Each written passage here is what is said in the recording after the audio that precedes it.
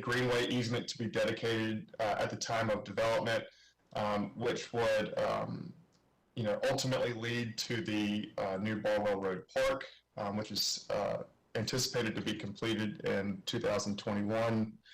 Next slide, please. And again, this just highlights the consistency with the moderate density residential designations. Gross density between 6 and 14 units per acre is recommended. RX with a condition to limit density is a corresponding zoning district to that future land use map designation. And while the future land use map recommends in limited situations non-residential uses, we think that by conditioning out those non-residential uses, we are furthering the compatibility of this site with the surrounding development. Next slide, please. And I wanted to touch on some of the investments that the City of Raleigh has made in this area. So this is a exhibit from the city's website showing the Barwell Road Park master plan. 3500 Barwell Road is just northwest of this park. These improvements were done jointly with the City of Raleigh Parks Bond in 2007, along with a donation by the Carolina Panthers for some challenge courses. As I mentioned, this is scheduled for completion this year. And by locating new housing within a mile of significant park improvement projects furthers many of those parks and recreation goals contained in the comprehensive plan. Next slide, please. The city is also making investments towards infrastructure in this area, specifically to Barwell Road. Right now, Barwell Road is a 2-lane undivided avenue with little to no bike path or sidewalks.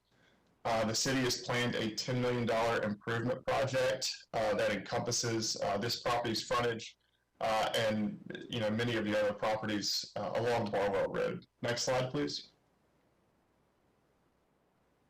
This slide here was also pulled from the City of Raleigh's website showing the typical street section that would result from this widening project. And so the new version of Barwell Road would include a 2-lane median with dual left turn lanes.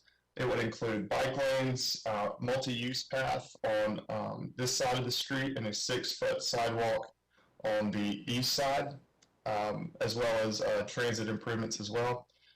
This improvement project is scheduled for completion in 2024.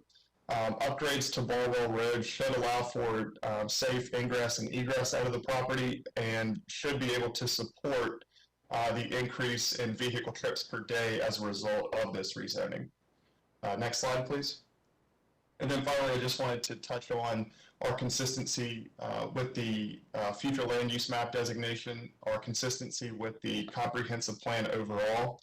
We're consistent with every applicable policy that was identified by planning staff, and there were no identified detriments to the rezoning at 3500 Barwell Road. And we believe that this rezoning is reasonable and in the public interest because it capitalizes on the city's major investments in both infrastructure and amenities in the immediate area. With that said, we would request that this case be recommended for approval to City Council, and Mr. Moy and I are available for questions if you have any. Thank you. Thank you, Mr. Mills. There's no one else signed up to speak on this request, so I'd like to allow for questions and comments from commissioners. Does anybody have a question or a comment? Okay, seeing none, I'd like to entertain a motion. Commissioner Bennett. Thank you, Chair Fox. Bear with me, as I don't do this very often. So, I recommend approval of case Z1221 Barwell Road. The rezoning case is consistent with the future land use map and consistent with relevant policies in the comprehensive plan. Furthermore, approval is reasonable and in the public interest because the rezoning request will increase access to housing for a broader range of household incomes compared to existing zoning. This could create more housing opportunities for families with lower incomes. Also, increasing the supply of housing in this area is likely to slow the rate of housing cost increase. Well done. Do I have a second? Commissioner Haber. Second. We have a motion from Commissioner Bennett and a second from Commissioner Haber. Is there any additional discussion or debate on the merits of the motion? Okay, seeing none, I will ask Shanitha for a roll call of members to record their individual votes. And at the end of the roll call, I will announce the outcome of the vote. Commissioner Bennett, on the vote. Aye. Chair Fox. Aye. Commissioner Mann. Aye. Commissioner McIntosh. Aye. Commissioner Miller. Aye. Commissioner Haber. Aye. Commissioner Raines. Aye. Ms. Jones. Aye. The motion passes unanimously. Moving on to case number Z1321. This is a request to rezone approximately 3 acres of land from industrial mixed-use 3 stories parking limited to commercial mixed-use 3 stories parking limited conditional use. The property is located on Corporation Parkway at the northwest corner of Hedingham Boulevard. This request has not been previously discussed, so we will start with a staff presentation from John Anagnost.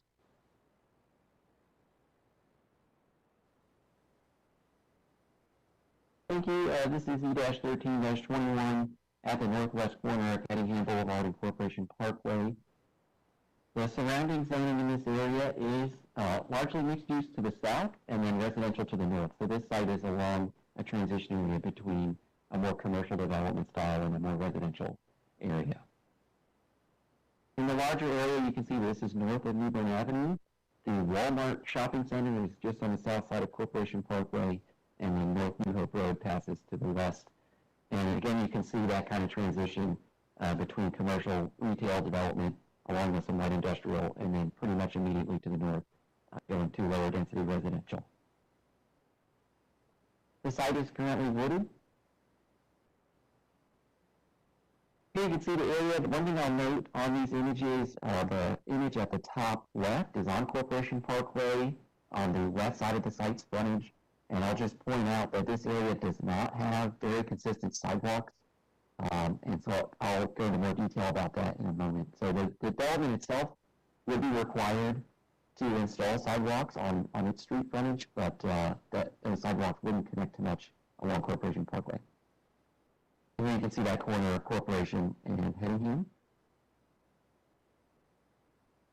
First, there are a number of conditions offered with the request, limiting the allowed uses overall on the site, and then an additional condition limiting the uses within 100 feet of the northern boundary to those allowed in RX, and then a 20-foot principal building setback for that northern boundary, and within 30 feet of that same boundary, full cutoff lighting being required.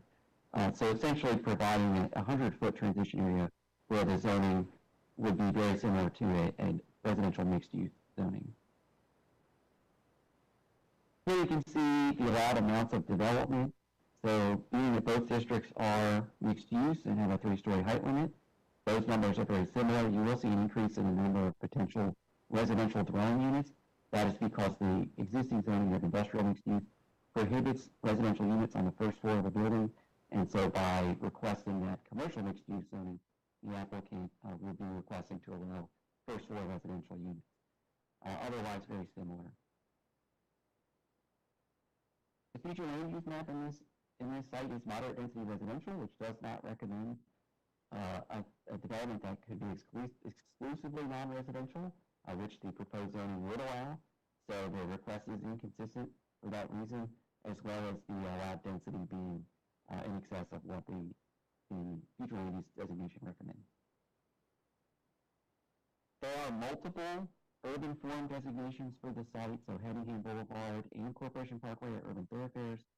There's also a mixed-use center in this area, and I don't believe this map is showing the core transit area, which also applies to this area related to the proposed bus rapid transit on Newbern Avenue. And so the request is maintaining the parking limited frontage, which is consistent with the recommendations of those urban urban form designations to increase walkability.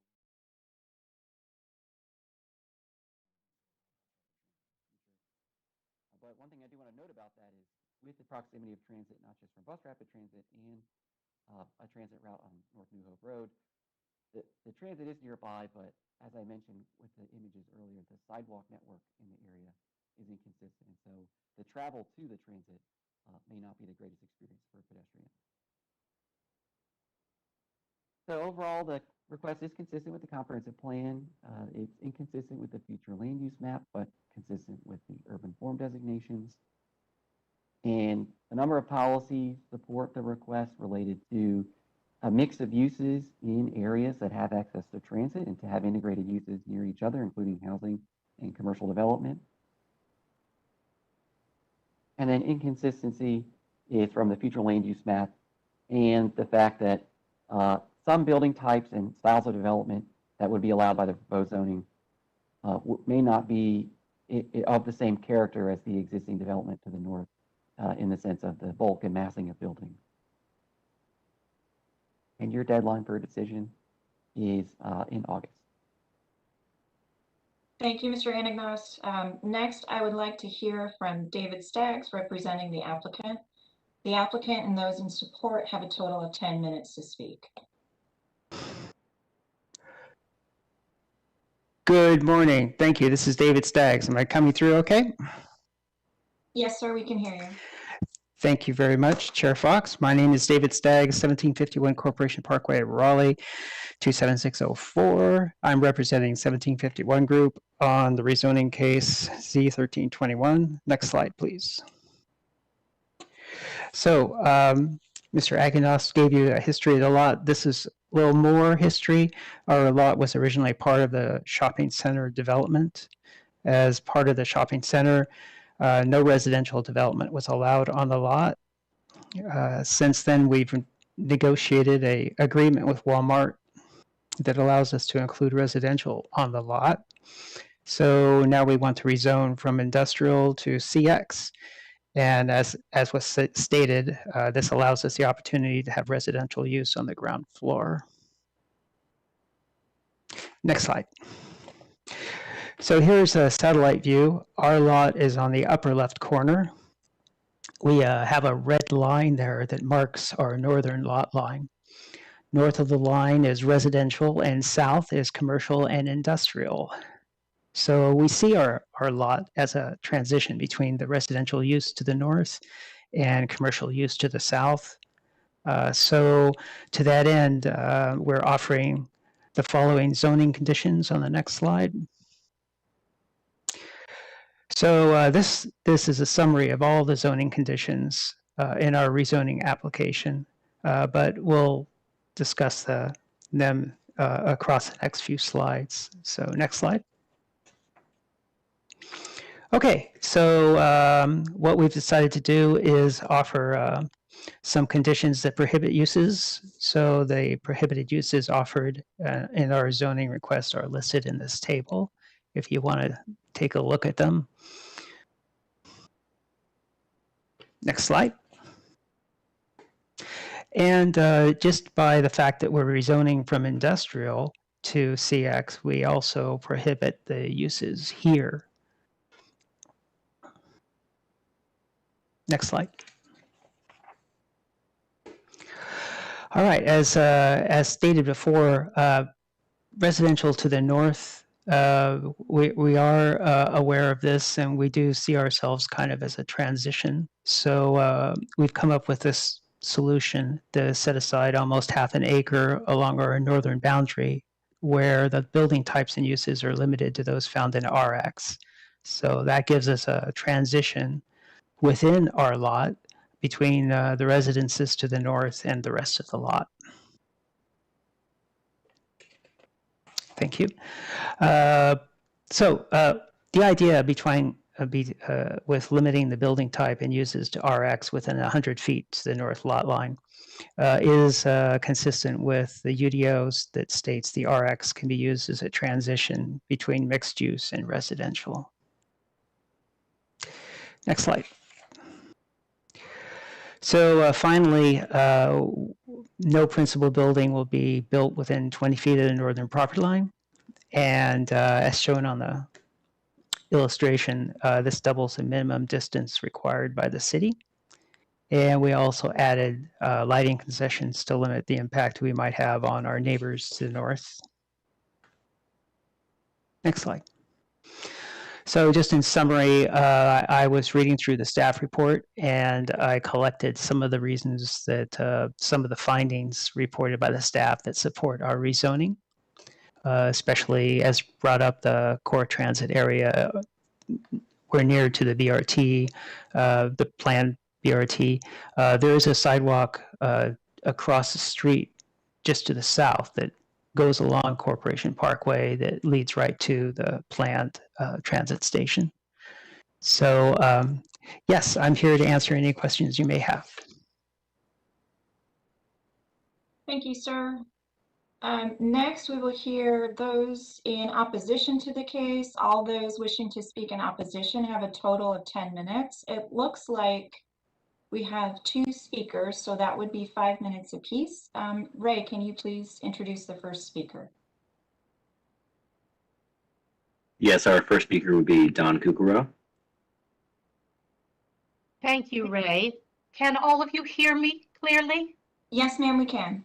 Super. Thank you so much. Good morning. My name is Dawn Kukuro, a 17-year-old homeowner and resident in the Hedingham subdivision in Southeast Raleigh. I want to thank JP Mansloth, Carmen Kuhn, and the City of Raleigh Planning Committee for allowing me to speak today. I'm here on behalf of the Hedingham subdivision community homeowners and residents who have signed petitions to oppose any rezoning or building on the property 1751 Corporation Parkway, Z1321. We are very concerned. David Staggs keeps talking of transition. I hear deforestation.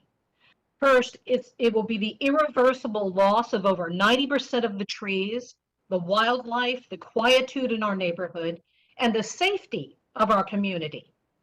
It is 3 acres of land. Trees take carbon down into the soil and into the root system, and they regenerate the land and they release oxygen. So we're talking about air quality as well will be compromised and in jeopardy. I go out in my backyard and I breathe in and smell this beautiful oxygen. Trees are vital for the life of all species.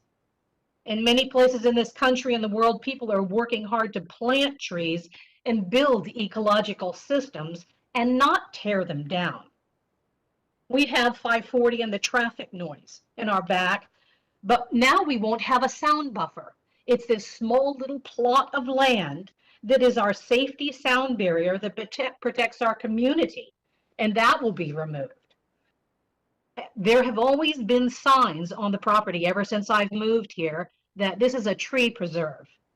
Adjacent to this property is Knights of Columbus. It backs right up to the forest. They have a beautiful pond there as well. But we're talking about taking down this swath of trees. So you're inviting foot traffic. You're inviting more into the edge barrier of our community. So we're talking about the safety of our community. It will decrease because there's no buffer at the edge of the homes. I went out in the neighborhood during COVID with my husband and a neighbor, and to obtain these 65 signatures on this petition. I talked with my neighbors about this proposal. Everyone I talked to expressed these same concerns with the noise factor, the safety of the community because of the huge loss of trees, the tree barrier. This is our solitude. This is our backyards. This is our community. This is our sacred space to heal and commune with wildlife and help preserve and balance. Hedingham is a community. Children playing in the cul-de-sac, skateboarding, bicycling, running, having fun, and feeling safe. Tearing down these trees and building industrial properties will open that sacred space up to crime. We already have Walmart that took over a huge plot of trees and brought in a good amount of crime. But this sacred forest in back of us somehow is preventing a lot of the crime through our neighborhood. But with overbuilding, with this mixed use industrial properties, it is less of a safe neighborhood. Our property values will also decrease with any kind of new low income housing or bars or breweries or whatever that they're crushing up against our homes. Wildlife, we have so much wildlife that has been displaced over overbuilding and tearing down the precious nature. We have a building, for example, the Villages of Raleigh Beach. Total deforestation, a monstrous complex in the sake of housing. Everyone's always talking about we need housing. Well, it's a huge complex and it's not even rented. They cleared out all of the trees. They even left dirt and dust that fills the air now. All the wildlife is gone, displaced. Noise has increased and they're not rented. So there's housing there. I've had neighbors tell me we have coyotes. I had coyote with 6 babies come through my yard, raccoons, possums, owls, hawks, deer, birds. They are being completely displaced. They are Ms. being Kukuro, I'm sorry to interrupt you, but I just wanted to note we're at about the 5-minute mark. If you Can I close? You could please do so, and then Thank you. after that, we'll call the next speaker. Thank you, ma'am. Thank you so much. So these are sound ecological choices. And what we're hoping is that you can rethink this rezoning building proposal and truly listen to our community. We are all in this together. Every action that we take affects every other action like a ripple in the pond. What decision are you going to make that will make a positive impact on this beautiful piece of land in our planet so that our children and future generations can actually go up and hug an old growth oak tree, smell fresh oxygenated air, feel safe in their homes? What can we do to flourish in this abundance of nature, respect it, and help preserve it? What will be the true cost of your decision? I implore you, please think about these things. Thank you so much for your time today and for listening.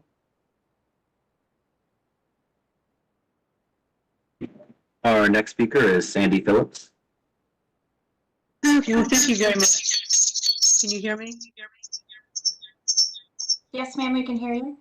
Okay, wonderful. Well, I don't really have anything prepared, but I just want to say, why have I been removed? Okay, You're good. okay, I'm good. Literally, what they keep talking about to the north is literally our backyard. You know, they're talking about a 20-foot buffer. My whole backyard from my deck to my fence is probably 10 feet. So all those houses, the northern boundary are our backyards. And those small grove of trees, which is kind of narrow at that point, it's a buffer for all that Walmart, all that traffic. And frankly, we have a nice, cohesive, you know, development. Now, if they're planning just to put in houses, you know, they're not compatible and are going to just, I mean, we're a whole community and you're going to put an apartment complex back there, which is what I fear they're planning.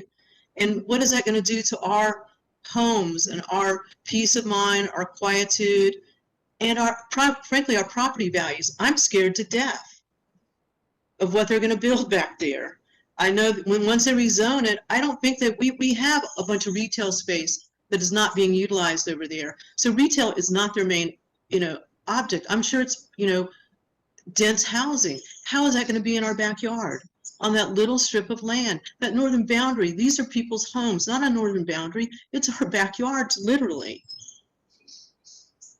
And I think that needs to be considered. A 20-foot strip is not going to do a whole lot of good for my 10-foot wide yard back there. And my neighbors, I have a nice young couple to my left. I'm a senior, a veteran, you know, as a single mom. Most of my savings are tied up in that house. I've got another senior, you know, Anita, and then there's Dawn and Juan. You know, I just don't think we need any more mega housing, any more dense housing over there. We don't. That's a very delicate socioeconomic balance over there in Southeast Raleigh. And we're about all that stands between us and the wild, wild west of New Bern Avenue. Frankly, do you want to destabilize our neighborhood? Because this is what this is going to do. And I love that landing strip. It can be a brewery. It can be a pawn shop. All these, you know, how about if it's a daycare? That would be lovely. Help the neighborhood out. There's a lot of young people. And when I'm walking over there, I see a lot of people when they're baby carriages. Don't take the trees out. I mean, literally, we hear the owls at night. We know New Bern Avenue. We know Walmart is. We can see we've got the noise pollution of their trucks rolling all night. Once you take those trees out, you know, that's all that makes that neighborhood so lovely. And they're not little pine trees. They're lovely oak trees. If this is the city of oaks, please don't tear down the oak trees. And that's about all I have to say about that. Thank you for your comments, ma'am. Thank you. I would now like to allow for questions and comments from commissioners. I will start off with a question to the applicant, and you may need to pull up one of your diagrams again. There was one drawing with that just less than a half-acre buffer on the north side of the lot. Can you clarify what is allowed in that area and what you're proposing there?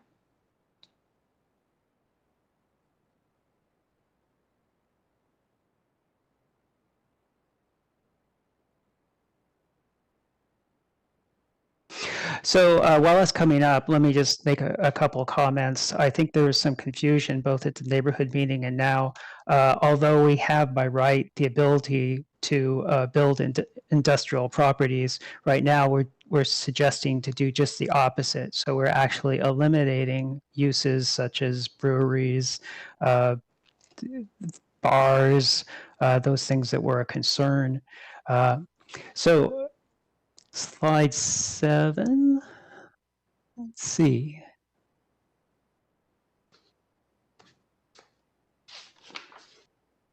One more. Yeah.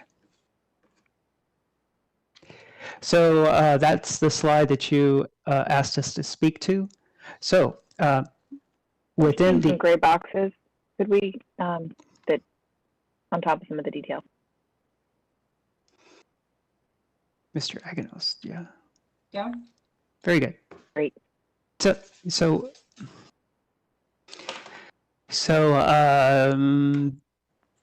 right, we've dedicated 100 feet of that property to only uses allowed in residential or building types allowed in the residential mixed use.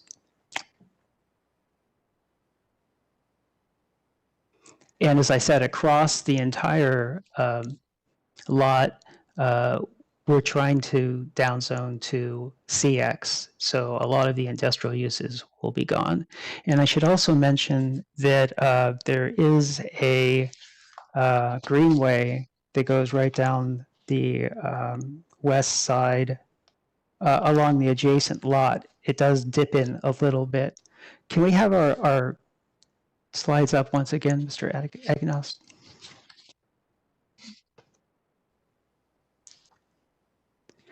And can we go to 12? So keep going. There we go. Okay. So in this slide, I show the neighborhood to the north. Actually, the speakers are at 4953 and 4949. They actually don't, they are not adjacent to our lot. So anything we do is not going to affect their backyards. They're actually fronting on the neighborhood, our neighbor, and Knights of Columbus. Actually, Sandra Phillips doesn't live there. She lives about 7 miles away. She has a renter that lives there. But regardless, they are not adjacent to our lot, and there is a huge amount of trees that grow along that area. And what we're trying to do is shift from industrial to a more residential use of that lot to be consistent with the neighborhood to the north. Sorry, please go ahead with your questions. Thank you, sir. Do I have any additional questions or comments from commissioners? Commissioner Miller? And then I saw Vice Chair Winters. Thank you. I understand the concerns from the neighbors. I know under the existing zoning, the current zoning is industrial mixed use with 3 stories. And under the existing zoning, what would the buffer and transition requirements be for to the north? Hello, this is John Anagnost. Under the existing zoning, there is a requirement under the neighborhood transition section of the UDO, and there was a recent text change, TC-6-20, that basically says that, well, let me start out with what the neighborhood transition says fully, which is when a mixed-use district is adjacent to a residential district, there is a 50-foot principal building setback, and then within that 50-foot setback, there is required to be some protective yard provided, which can be a 10-foot wide yard with a wall, a 20-foot wide yard with a fence, or a 50-foot wide yard with no wall or no fence.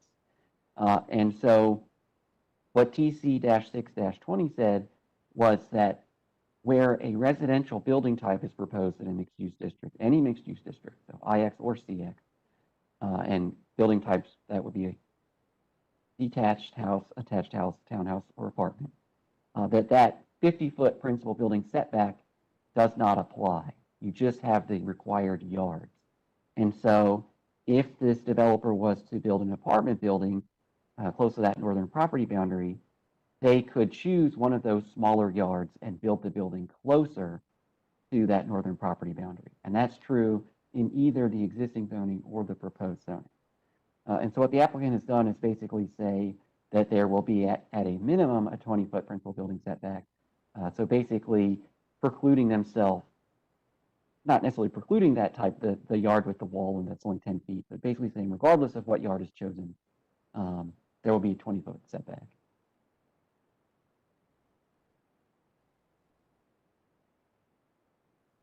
Vice Chair Winters? Thank you. I have a question for the applicant. One of the callers said that in terms of tree loss, there would be like a 90% tree loss. Can you speak to that, please? I will try. I believe that came out of the fact that they recognize we do have to have a conservation area. So there's a tree conservation area that's required. So we would be limited to the amount of trees that we leave on the lot. But we haven't made any decision about what sort of building's going on. We haven't decided what to do with trees. Trees are actually kind of valuable. So, but I believe that's where the caller got that 90% idea. And like I said, there is a sliver of the greenway that goes by the southwest part. And so that area is all going to be conserved. And we do have the tree conservation area we're including in whatever development we do. Thank you. As a follow-up, I just wanted to make a point of the city will be looking at hot zones coming up, and in their literature they were saying that these are areas where basically there are not a lot of trees, and that they're, well, you know, hot zones, that the temperature is hotter in these areas, and they have been historically in minority serving or less affluent communities. So I just wanted to be mindful of the tree conservation. I understand what is currently allotted, but maybe going beyond that, since we're talking about removing trees and creating more, basically creating more space that could further perpetuate hot zones. So I just wanted to be mindful and make that statement in this area. Thank you, Commissioner. I guess it's a question of weighing. This lot is near transit. I guess we're weighing the priorities between having something close to the BRT with the hot spots. I do note that there's a large number of trees in that area. Thank you. Right. And also, I appreciate there are a large number, but it's also trying to preserve as many as possible. And I will say, I'm just want to be clear to get clarity. Are you saying that the choices are having a BRT versus having tree conservation? Are you saying those are the options that you're weighing and that they could not coexist? I'm saying that if the city would like to have more housing close to transit core, that this is a great opportunity. It's not one or the other, but I'm saying when weighing the rezoning request that I think that's a good opportunity to allow us to have something close to transit. Thank you. Commissioner McIntosh? I just wanted to note, the callers mentioned there are a lot of apartments going in along this stretch of New Bern, and I think it's worth noting it seems like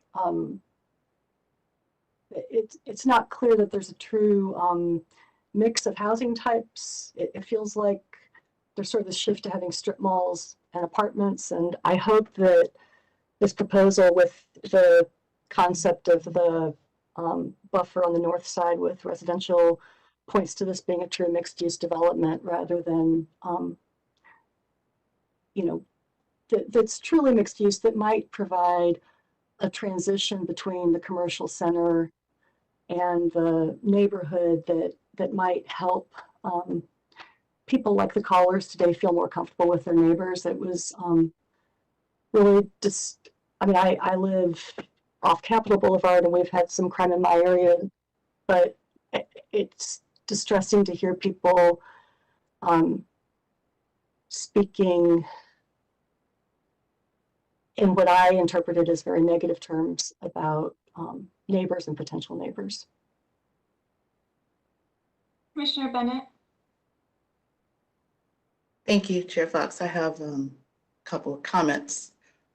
I value public input. I think I say that consistently. I respect public input. I respect people's concerns about their neighborhoods and wanting the best for themselves and their neighbors. Having said that, I can't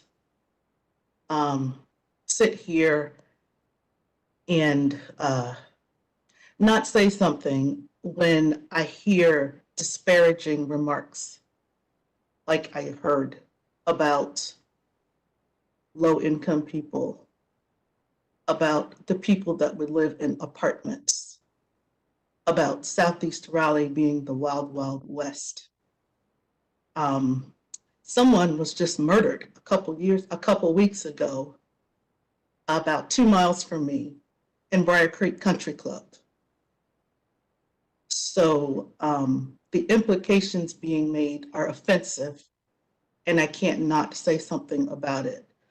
While I understand there being genuine concerns about change coming to communities and concerns about the type of development and how that development might coexist with existing neighbors, I can't let comments like those go unchallenged, because it speaks a lot to why we are where we are and why we have to have the conversations we're having about equity, and why Raleigh is developed the way it is developed, why people are on one side of town and other people are on another side of town, because people didn't want to live with those people, because people associate certain negative characteristics unfairly with people. No one should be viewed as a safety threat because they're in a different income strata. That's just offensive. And I couldn't let those comments go without saying something. Thank you for your comments, Commissioner Bennett. I could not agree more. Commissioner Miller, did I see your hand? And then Commissioner Thank you. Yes, I had a McIntosh? question on the tree conservation side, and it's a question for staff. Under the existing zoning, what kind of tree conservation is required, and how does that compare with the new proposed rezoning? This is John again. The existing zoning and the proposed zoning would both require 10% of the site area to be preserved as tree conservation area. So it's an equal standard for both.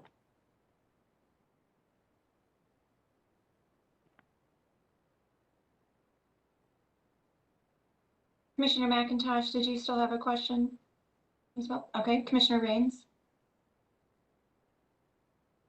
Question for staff is more technical. And of course, my lack of knowledge on the application process. Under the urban design guidelines section in the application, the applicant answered most of the, well, a lot of the questions with, this will be determined at the site plan review. But it seems like a lot of the questions could be effectively answered in some manner now to address some of the concerns. For staff, I guess, is this common language for the responses? And if not, is there a better way to enforce more detailed responses at this stage? That's a lot of layers to that question, but yeah, I think staff has thought about this in the past before. So the purpose of those questions is to make sure the applicant is aware that the urban form designations that apply to their site bring with them policy implications for their case. And so it is basically giving them that first chance to understand what that means, what those guidelines are calling for, and then having that early understanding of that in the application process to then think, do they want to construct their request to conform with those? But I will say it's not binding, so there's nothing legally binding about those guidelines. And the guidelines they cover a very broad range of topics. And so not every guideline is going to be applicable to every development type. So some of those guidelines are pretty clearly oriented towards a fairly large mixed-use plan development, things of that nature. Or some of them are a little bit more oriented towards the traditional downtown-style Main Street type of development pattern. So it is pretty typical for an applicant to basically to provide an answer that says, I don't really have an answer for this, or my case isn't really oriented towards this guideline. And so that is something where, yeah, I mean, I think staff, if the commission is interested in thinking about different ways of using those guidelines, I'm sure staff can support that initiative, but that's how they're used currently. Yeah, thank you. It seemed like a lot of the guideline recommendations weren't really applicable to this site. So just an observation. Thank you. Thank you. Are there additional questions or comments from commissioners? Okay, I'm not necessarily sensing consensus on this one. However, I'll offer if any commissioner wants to make a motion, please do so. If not, Commissioner Haber. I'll make a motion. I move to recommend approval of zoning case Z1321. While the rezoning case is currently inconsistent with the future land use map, I think the CX designation is consistent with the adjacent designations. And in addition to that, I believe that it is reasonable in the public interest because it is supported by these specific policies in the comprehensive land use plan. Policy LU 4.7, capitalizing on transit access. Policy LU 4.18, missing middle housing. Policy LU 5.4, density transitions. Policy LU 6.2, complementary land uses and urban vitality. Policy LU 11.4, rezoning development of industrial areas. Policy H 1.8, zoning for housing. Policy UD 8.3, transit area infill. And I would also like to just mention that I agree wholeheartedly with Commissioner Bennett's previous comments. Commissioner Miller. I'd like to make a friendly amendment and add that it's further reasonable and in the public interest because the buffer and setback requirements and tree conservation requirements are at least as protective or more protective of the neighbors and tree conservation than the current existing zoning. Is the amendment accepted, Commissioner Haver? Excellent. By thumbs up, I'm going to say yes, it is. So we have a motion with an amendment on the table from Commissioner Haver. Do we have a second? Commissioner McIntyre? Second. Is there any additional discussion or debate? Seeing none, I will ask Shanitha for a roll call of the vote. At the end of the vote, I will announce the outcome.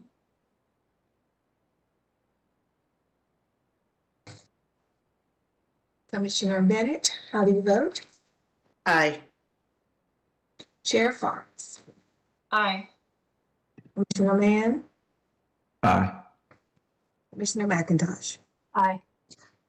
Commissioner Miller? Aye. Commissioner O'Haver?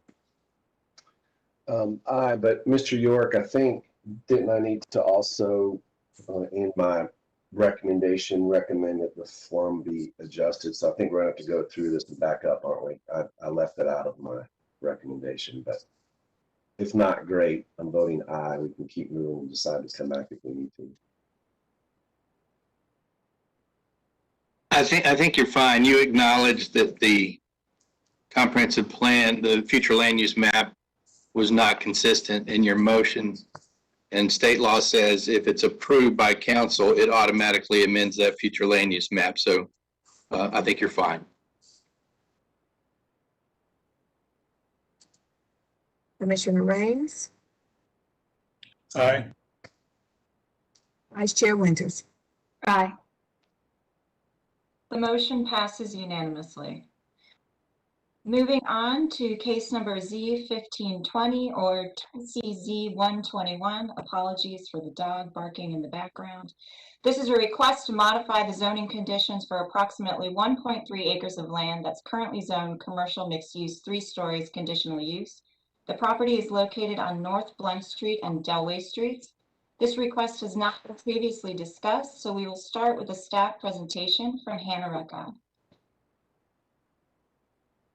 Good morning. This is a text change to zoning conditions request with case number Z1521 and TCZ121. And the deadline for Planning Commission action is in August. Next slide. The subject site is 7 parcels at the corner of Delway Street and North Blunt Street. They are currently zoned CX3CU, and surrounding properties have a mix of mixed-use districts, so both CX, RX, and NX to the east, OX to the south and west, and residential districts to the north. Next slide. So overall context and aerial view, this is northeast of downtown. You can see Capitol Boulevard and industrial uses to the west, Peace University to the west and southwest, and commercial uses along this portion of Person Street. Next slide. This is a closer look at this block. The site currently contains Raleigh City Farm. Also on this block is a shopping center, contains Yo Dog and Person Street Bar, among others, as well as residential uses in the northeast part of the block. Next slide. Here are some views of the frontage of the parcel. You can see it takes up a good portion of the block, and on the top left image is west on Delway Street. You can see the adjacent property boundary with the adjacent residential use. Next slide. So this is a request to amend the existing conditions on the site, which are associated with a rezoning request from 2011. And this is a summary of those changes. And so the existing conditions prohibit a long list of uses that are normally permitted in commercial mixed use.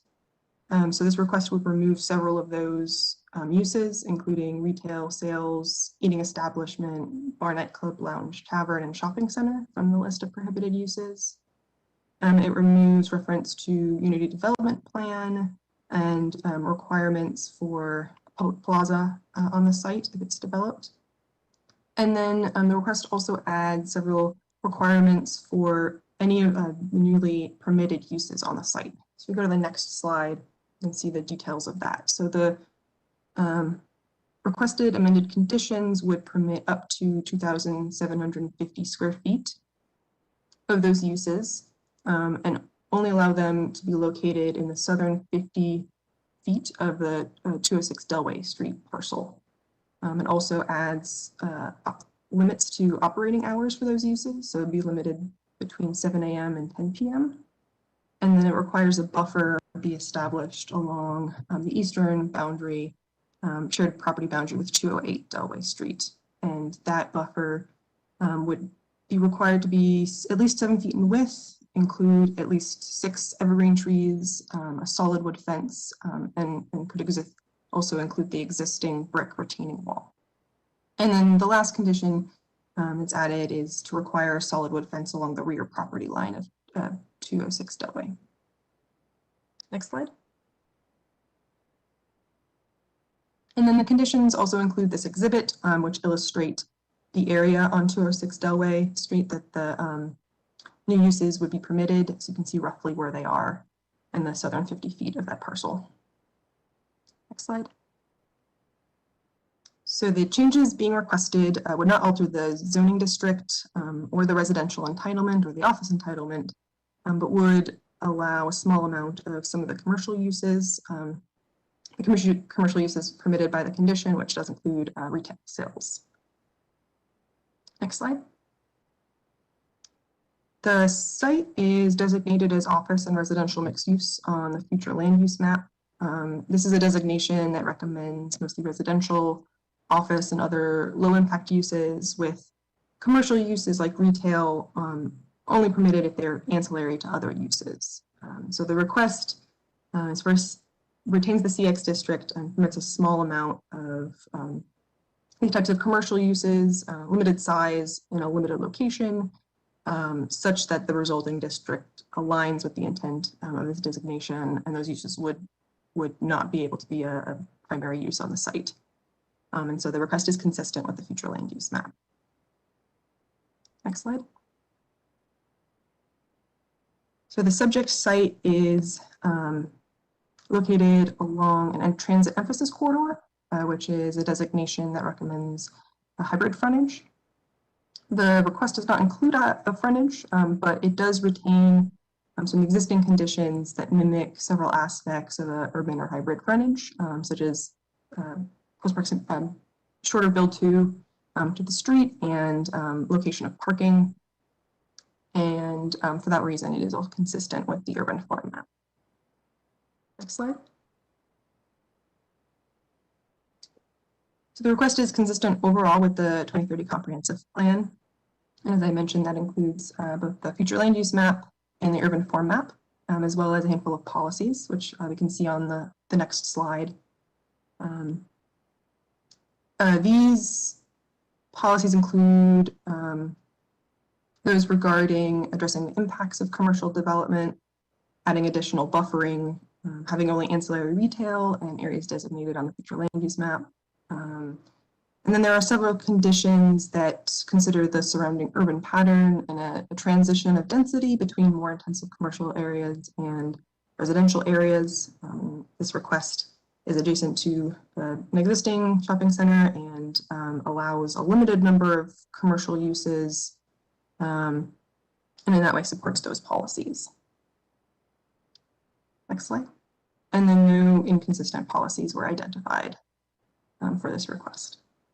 And I believe that ends the staff presentation. And your deadline for Planning Commission action is August 23rd, which your last regularly scheduled meeting would be on August 10th. Answer any questions? Thank you, Ms. Rickrow. Next, I'd like to hear from Isabel Maddox, representing the applicant. The applicant and those in support have a total of 10 minutes to speak. Good morning again. Isabel Maddox here on this case with John Holmes, president of Hobby Properties, and David Brown, landscape architect of Klein Design. Representing Hobby Properties in its effort to change zoning conditions primarily for a tiny 50 by 55 area behind the Person Street Shopping Center. We're simply trying to allow folks to take their coffee from Yellow Dog, their ice cream from Three Roosters, their food and beverages from Standard Food and Beer, and sit outside in the back. And if you'll go to slide number 1, you can see how these restaurants relate to this area. And this case actually includes 8 parcels, and the reason for that is the original zoning case included 8 parcels, and since this is brought as a text change zoning, we have to include the entire case. So the vast majority of that property is used as city farm. But the one lot at 206 Delway is actually not a part of city farm. There is another farming operation on the northern part of that parcel, and the lower 50 feet we want to use for this outdoor seating area. During COVID, this became a popular option. Some tables and chairs were placed there. The owner of the shopping center understood that the city's relaxation of outdoor dining rules that came about with COVID would apply here, and tried to facilitate some outdoor areas for his restaurant tenants. As everybody was trying to, one, give people an opportunity to enjoy, restaurants, but also give these restaurant owners a chance to keep their business going in some way. But he was informed by the zoning enforcement folks that no, these relaxation rules did not apply to where a zoning condition would prevent this use. So, at that time, he did shut down the area, remove the tables and chairs, and came to us and said, how can we make this a legal use going forward? Because people really enjoyed the area, and I think, everybody is understanding the importance of outdoor activities with COVID and just in general. So we've offered some conditions that we think will be protective of the adjoining neighbors. And if you go to slide number 4, we'll show those. So it's very limited to 2,750 feet of that, as that area has been identified. Operating hours from 7 to 10. A landscape buffer will be along the east property line of this area. It'll include a fence, a solid wood fence, which will be average of 8 feet tall, and evergreen trees that will be 8 feet at planting and will grow taller than that over time. So we think that those conditions, which limit the space very tightly, require a buffer, and limit the operating hours, will be protective. This case has been determined to be consistent with future land use map and the comprehensive plan. There are no issues identified by staff in the staff report. And I think that with that, we would like to request your support of this case, and I'd like to reserve remaining time for rebuttal. Thank you. Thank you, Ms. Maddox. There are 2 people signed up to speak in opposition of request. Those in opposition have a total of 10 minutes to speak. With 2 speakers, it looks like we would have 5 minutes per speaker. We have 2 signed up. I've been unable to get one of them on the line after multiple attempts. But the first speaker will be Cameron Karchner, and he's representing the neighborhood. Good morning. Thank you all for the opportunity to speak regarding the proposed zoning text changes at 206 Delway Street and the included Blunt Street properties owned by Hobby Properties, John Holmes. I'm the owner with my partner at 208 Delway Street, and I'll be speaking on behalf of my neighbors. One is having IT issues, and the other is an elderly gentleman. Our homes are included in the Mordecai Historic Overlay District and are all listed on the Historic Register. We've all lived in our homes for 25 years or more. We and other concerned neighbors attended a neighborhood meeting on March 16th regarding the proposed changes that would allow Mr. Holmes to operate a restaurant, tavern, and bar on the southern part of 206 Delway Street parcel, which is adjacent to ours. Mr. Holmes's business, Standard Food and Beer, is presently located in the shopping center, which he also owns. The shopping center backs both the 206 and Delway Street lots.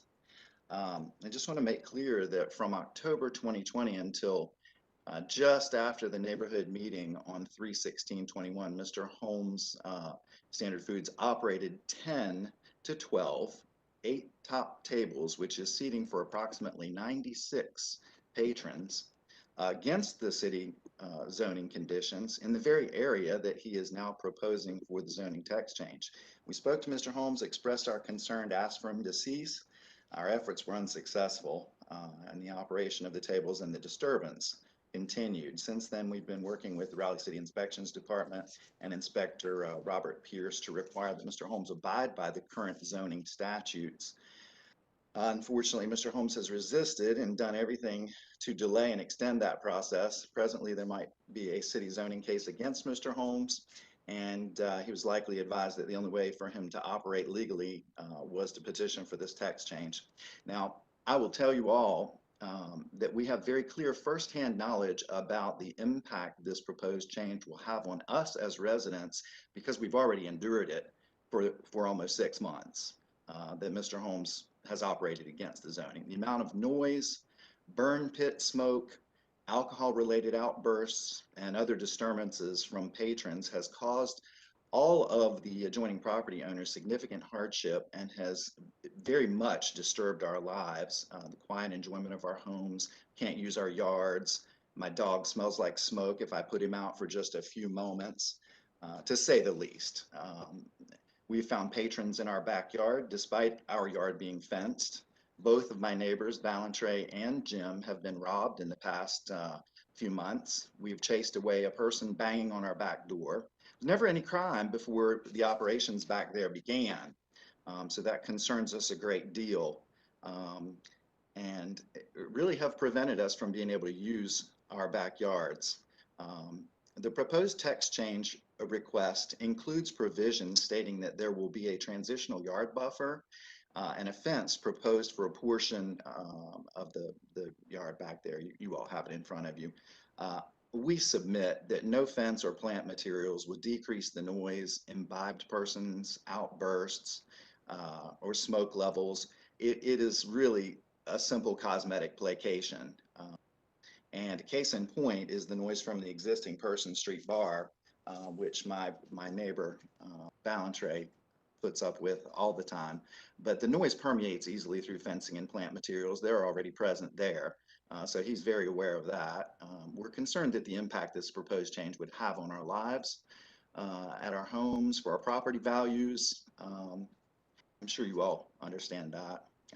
We're certainly not against growth, but considering the callous and irresponsible way Mr. Holmes has handled this situation thus far, and our firsthand experiences in real time, we're unanimous in our objection to the changes that affect the 206 lot so close to our residential properties.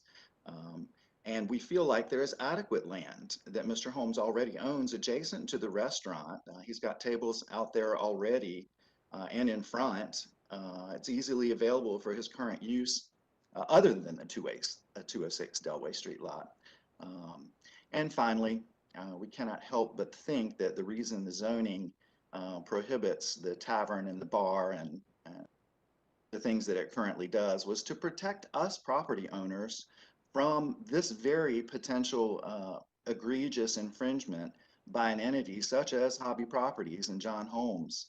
You know, Mr. Holmes owns all but the other 3 remaining properties on our lot, and that's mine and my partner's, Valentre, who lives alone, and Jim, who is elderly.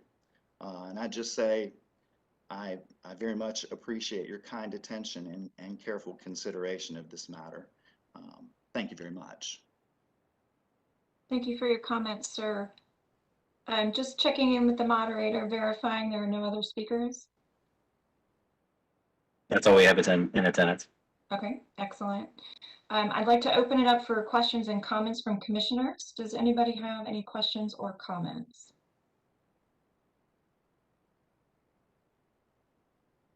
Commissioner Miller? I had a question for the applicant. What type, I'm wondering what has been done to address some of the concerns, these concerns from the neighbors?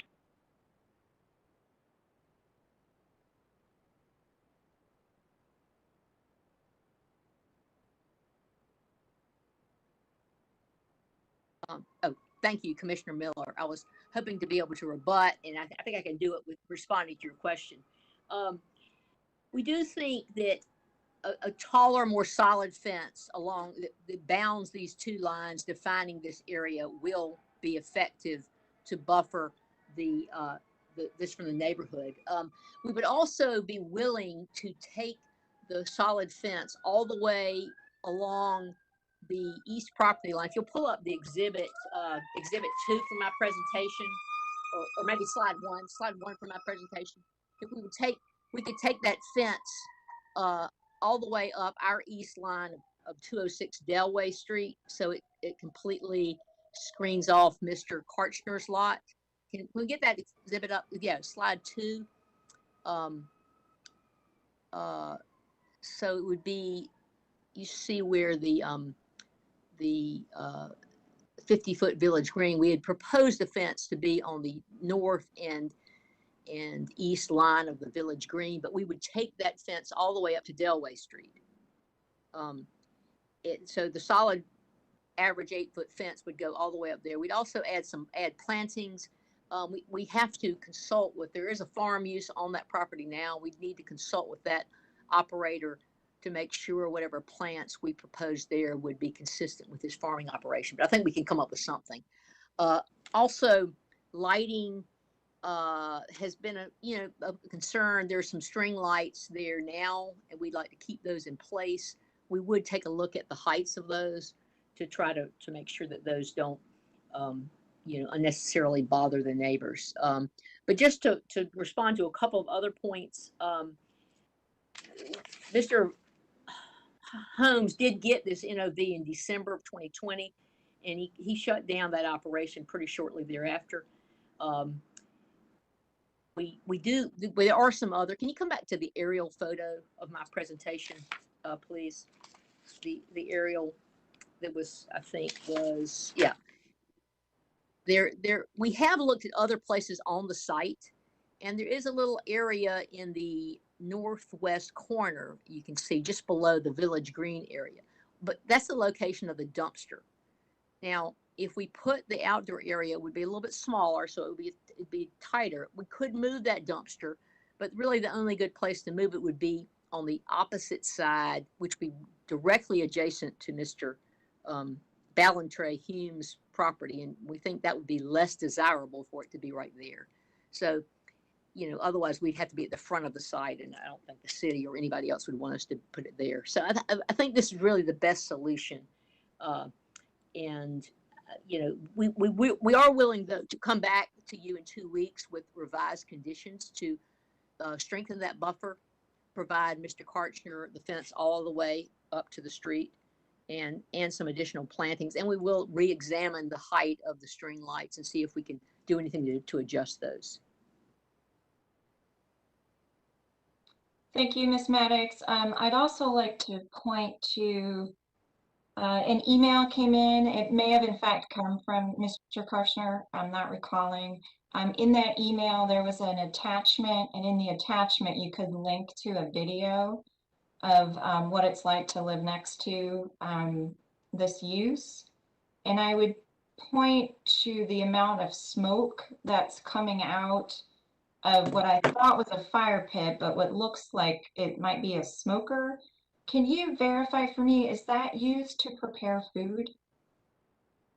No, I don't believe it is. It is a fire pit, a fireplace. And it's, I think any residential neighbor could have a fireplace on their property. I know my neighbors do, and there's smoke frequently. I don't think that's an unusual impact in this day and age of outdoor activities.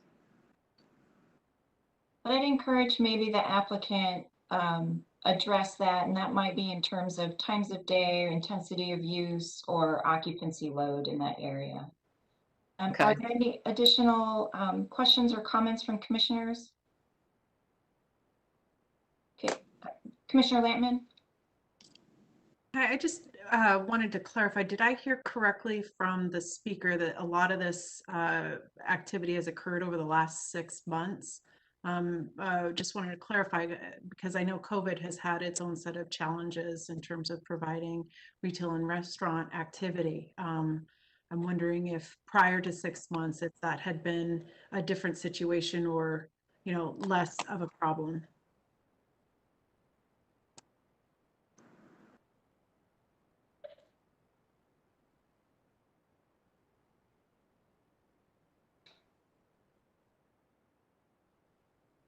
Are we able to unmute Ms. Maddox or the applicant team? I'm not aware. I can't tell you the exact time, but when we met with Mr. Holmes about this situation, we advised him to shut down the operation, and he did. I can't tell you what the past history. Mr. Holmes is on the line, and he might be able to speak to that. This is Cameron Karshner here, but I can tell you that he only opened the business in October, and it was a problem from the onset. And he did not cease operations in December. He only ceased operations after we had the neighborhood meeting and continually expressed. And look, the city has been telling him since October that this was not the right thing to do. He's been operating tables along the side of his restaurant and in front for COVID. And I understand that completely. I'm a small business owner as well, but just this whole callous, egregious thing, it's just beyond me, frankly. Commissioner Bennett? If Mr. Holmes is on the line, I'd love to hear from him and hear his response. Certainly, thank you. This is John Holmes. I'd be glad to respond. The site at 206 Delaway was created actually back in 2014, and has been in use since 2014. It wasn't until October of 2020 or December 2020 in which we got the letter notice of a violation of the underlying zoning conditions that we were, made aware that this was an issue. No one has contacted our office to complain. There certainly hasn't been any complaints to the city that I've been made aware of until the notice of violation was sent. COVID certainly, drew more people outside, over the past year. But I mean, the point of this is to create a condition that's an amenity for the community, not a nuisance for the adjoining neighbors. So, through our first neighborhood meeting and through Mr. Karchner's comments today, we hope to amend our existing plan to address some of these concerns. But I do take issue with the characterization that Mr. Karchner's made regarding our callousness. Everything we've done, going back to 2011 and putting Raleigh City Farm there and the renovation of the shopping center has been done to try to create, a vibrant neighborhood that, is an amenity for the neighbors. So, that's, if you have specific questions, I'd be glad to answer them as well. Thank you, Mr. Holmes. I appreciate your answer. Thank you. Commissioner O'Haver, did I see your hand up as well? Yes, ma'am. Thank you. I would just like to start out by saying that I do live in the adjacent area over in Oakwood. I've been in my home for 17 years. And I remember Mr. Holmes probably doesn't want to be reminded, but that shopping center sat vacant for many, many years. And I know it was a battle to get the urban farm there. It took years to get that done. And I can just say it's an incredible amenity to the surrounding community. The congregation that occurs over there on a daily basis has done a lot to revitalize this area. And so I commend them for that. And this is the kind of stuff that makes Raleigh cool. This is what we're trying to do. All that being said, I certainly understand the neighbors' concerns, more so about smoke and outbursts. But, you know, in listening to that, funny enough, again, I live not even a mile from here, and was smoking a tri-tip at my house the other night, and was walking my dog, and coming down the street, I thought my house was on fire. So smoke is, I hope my neighbors don't tell me that I can't smoke out in my backyard. Definitely understand the outbursts. Our houses here are very close, and I regularly hear outbursts from my neighbors. I understand those concerns.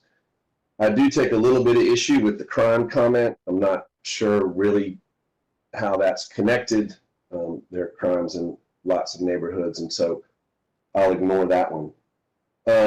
But I appreciate the applicant and Ms. Maddox being willing to come back with some additional conditions. I did walk the site on Sunday, and I can certainly understand the neighbors' concerns, and I am looking forward to seeing what those additional conditions they come back with to help mitigate some of the real concerns that exist. So those are my comments. Thank you, sir. With that, I'm going to propose that the applicant come back in 2 weeks to address some of the items we've identified and that the applicant has offered, namely the extent of the fencing, addressing lighting and smoke, and some way to make this more of an amenity to the community and not a nuisance to the neighbors. Did I see any additional comments? Vice Chair Winters and then Commissioner Miller. Thank you. I appreciate the comments of the community. As Commissioner Bennett also said, I'm a proponent of community feedback and engagement. I also appreciate the investment of the developer in that area. I just want it to be known that as we're looking at Raleigh and as Raleigh is growing and changing, that we're all having to change our perspective as to how Raleigh is. And it's not comfortable. I don't necessarily agree with it all the time, but this is how Raleigh is growing and changing. And if we're looking at areas that are being, for lack of a better word, inconvenienced, then we can also, I think it's sufficient to say that other areas will begin to be inconvenienced as well. And it's just what growth is in Raleigh. Again, I don't necessarily agree with it all the time, but it's just how we are. And I think if we start looking at it from that perspective, and trying to have a healthy dialogue about it and how we're moving and growing, I just think that will shape perspectives that is happening all over the city. So thank you. Thank you, Commissioner Winters. Did I see Commissioner Miller's hand as well? Yes, there was a question for staff about some of these wood smoke questions. I know some municipalities have rules around that, and I was just wondering if Raleigh has any rules limiting the size or setback distances from structures or other property lines for wood fires.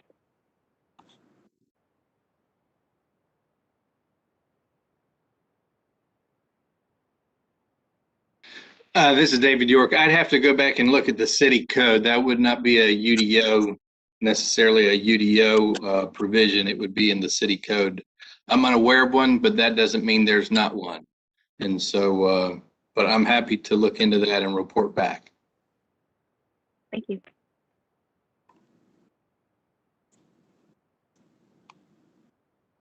Any additional comments from commissioners? Okay, I believe we're going to hold this case for 2 weeks. Moving on to case number Z1621. This is a request to rezone approximately 1.6 acres of land from industrial mixed-use 3 stories conditional use to heavy industrial conditional use. The property is located on Conquest Drive on the east side of Jones Sausage Road, about a half mile south of I-40. This request has not been previously discussed, so we will start with a staff presentation from Ira Nagel.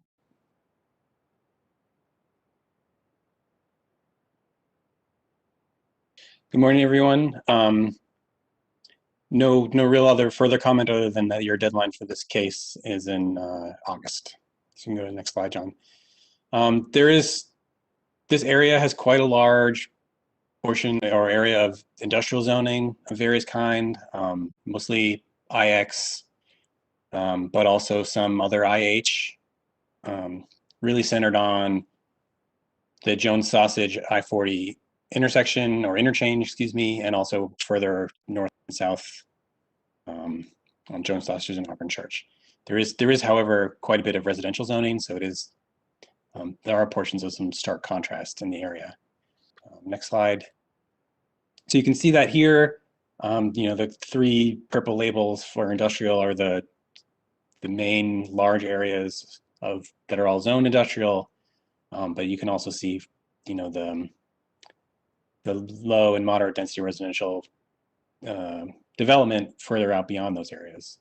I will note here that wooded area, if you're looking at where the 40 shield symbol is, directly to the east of that, is zoned and platted residential, but platted from the 60s, but was never built. I'll go to the next slide. A bit of a closer view. You can see that the Jones Sausage is the dividing line in this location between all the industrial users. You can see the site and the other very similar buildings already in place on one side, and then some residential uses on the other side.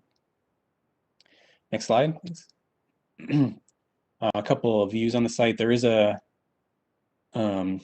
industrial user on the site now, and there is a current zoning condition that requires a 50-foot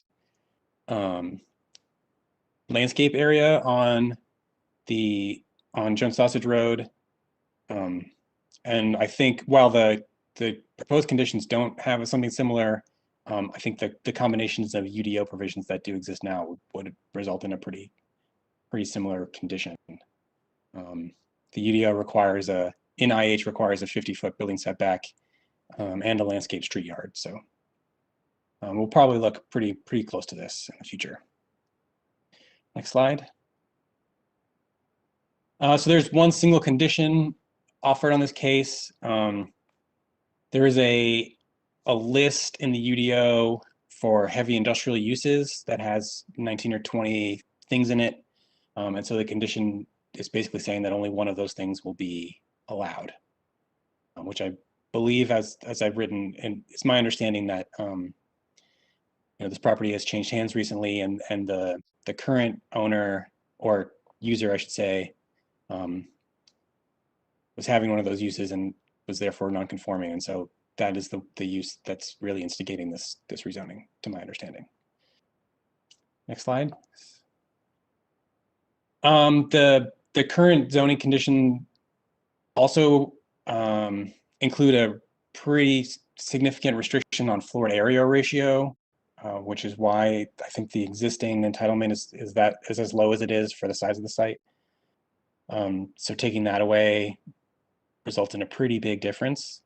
And then also there's no residential at all allowed in IH districts, so that current entitlement drops to 0. The request is consistent with business and commercial services on the future land use map. This designation normally, if it were a general use heavy industrial case, I think would not be consistent with that, but because the uses allowed under that zoning condition are so limited, it is consistent with the future land use map in the end. Next slide, please. So consistent with the comprehensive plan overall, and there is no urban form map guidance here. Next slide. Consistent policies having to do with industrial uses and preserving and allowing them in the city. The inconsistent policy on the next slide is basically saying that there should be some mitigation for industrial uses, and really there is none in the existing conditions. So it did trigger that policy. but consistent with the plan overall. And your deadline, again, is in August. I'd be happy to answer any questions. Thank you, Mr. Mabel. Next, I'd like to hear from Amended Bambrick, representing the applicant. The applicant and those in support have a total of 10 minutes to speak.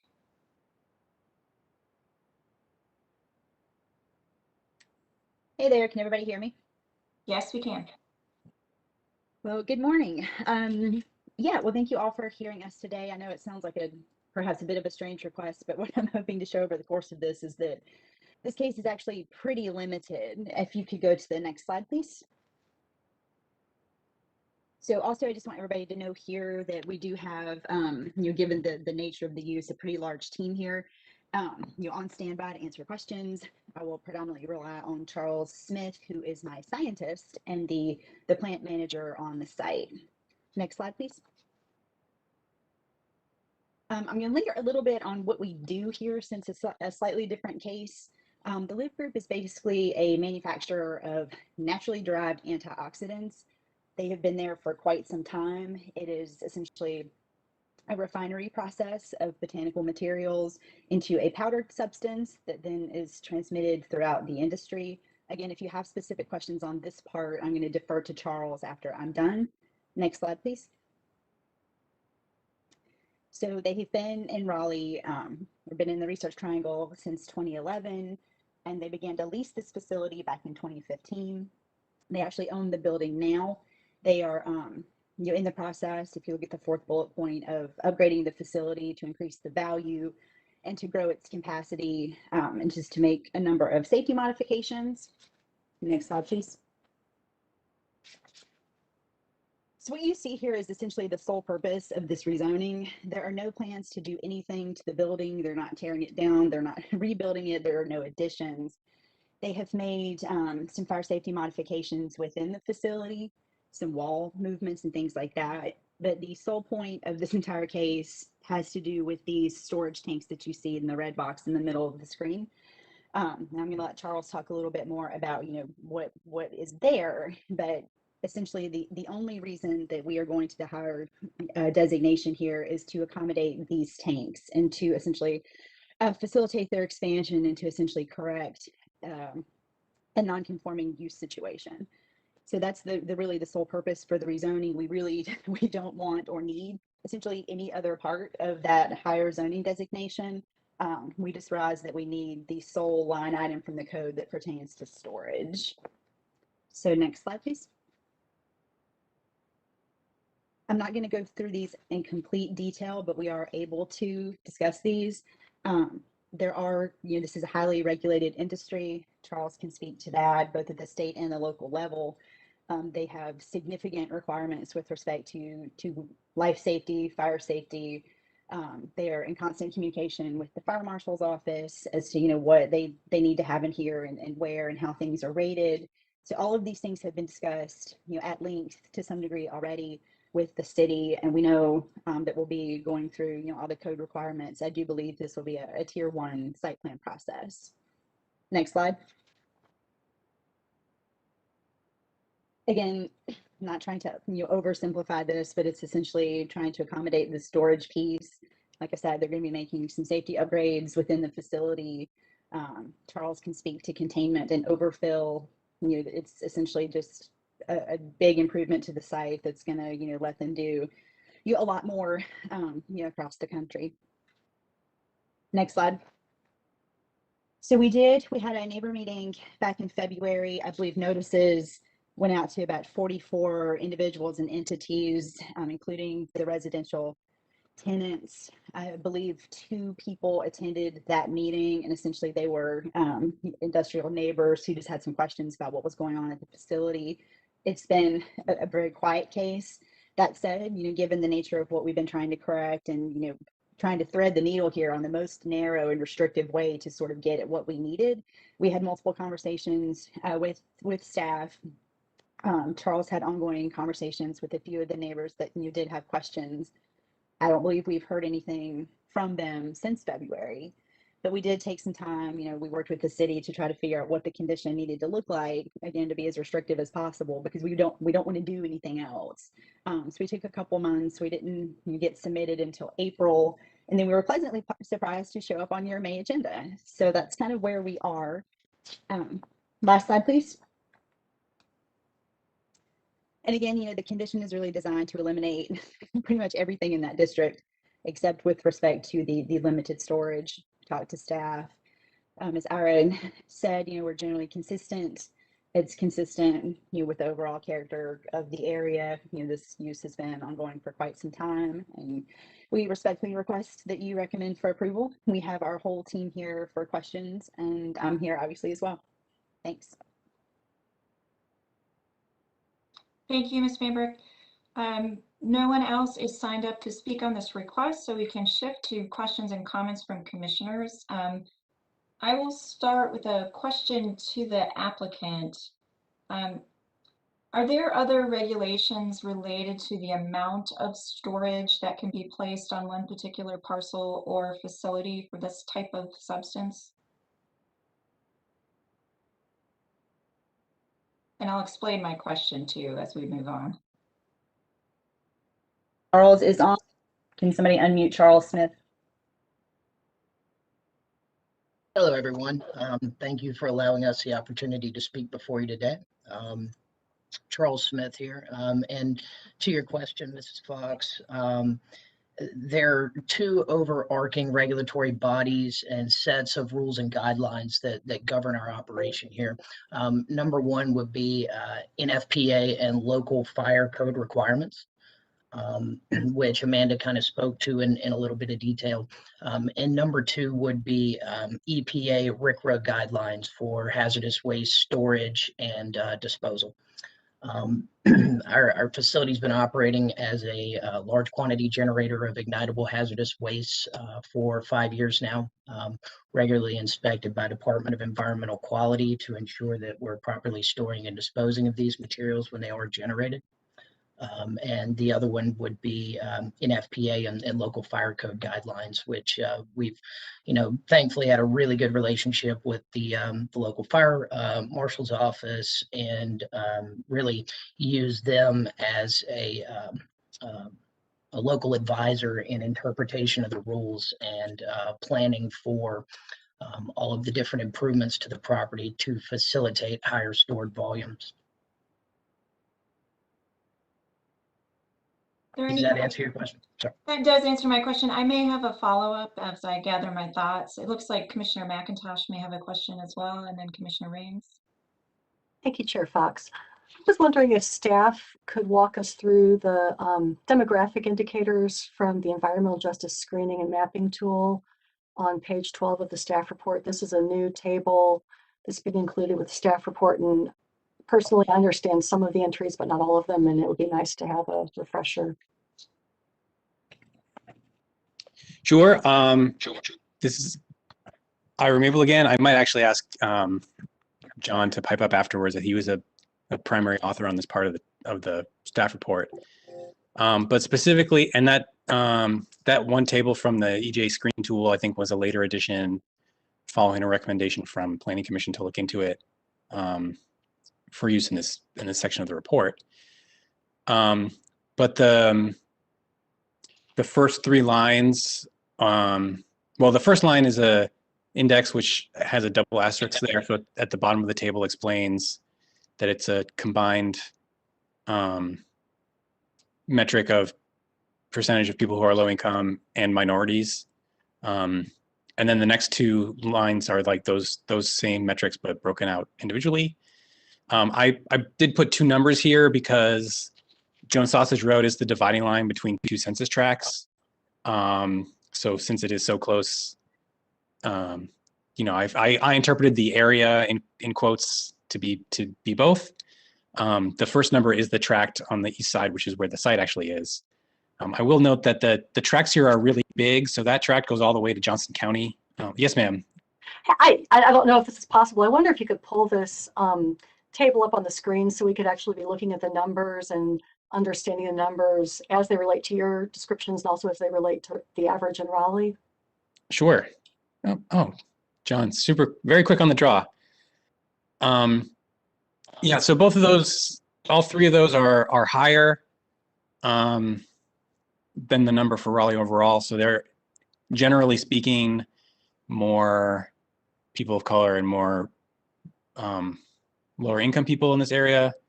You know, I think looking at line 2 and 3, it's definitely the people of color is the disparity between the area and the city is greater than the income. But I think, you know, overall those are higher. From my memory, the rest of the table seemed relatively in line with the city until you get to the change in median rent, which was lower here.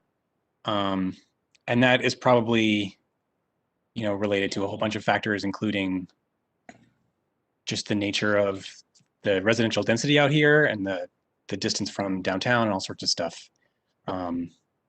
This area has just seen less of an increase in housing costs for renters and specifically. I mean, I don't know, you know, all that being said, for the lines the first couple lines that talk about the people and the demographic index, while that data is certainly all true, you know, looking at the aerial now, it is hard to say what the impact of this particular location is. Again, just because of the size of the tract, you actually can't get to any residential neighborhood, really. There's no street that goes anywhere other than Jones Sausage and Auburn Church. But I guess thank you for explaining this. Sure. I am concerned because there is a neighborhood across the street, and you know, the possibility of a hazardous material spill this close to a residential neighborhood concerns me. And I'm not a planner, but it's my understanding the original reason for zoning regulations, the reason they started was to keep dangerous industrial uses separated from residential uses. And I'm concerned that this is a request to increase the hazard level of this use next to an existing residential area, and that does not feel right in relation to our comprehensive plan, and especially doesn't feel right in this part of town. I don't think we would be considering this in North Raleigh. Charles, do you want to speak to that point and talk a little bit about the type of chemicals we're dealing with and some of sort of the life safety and precautions that you take, you know, now on a daily basis, as well as you would in the event the storage is approved? Absolutely. Can everyone hear me okay? Yes, sir, we can.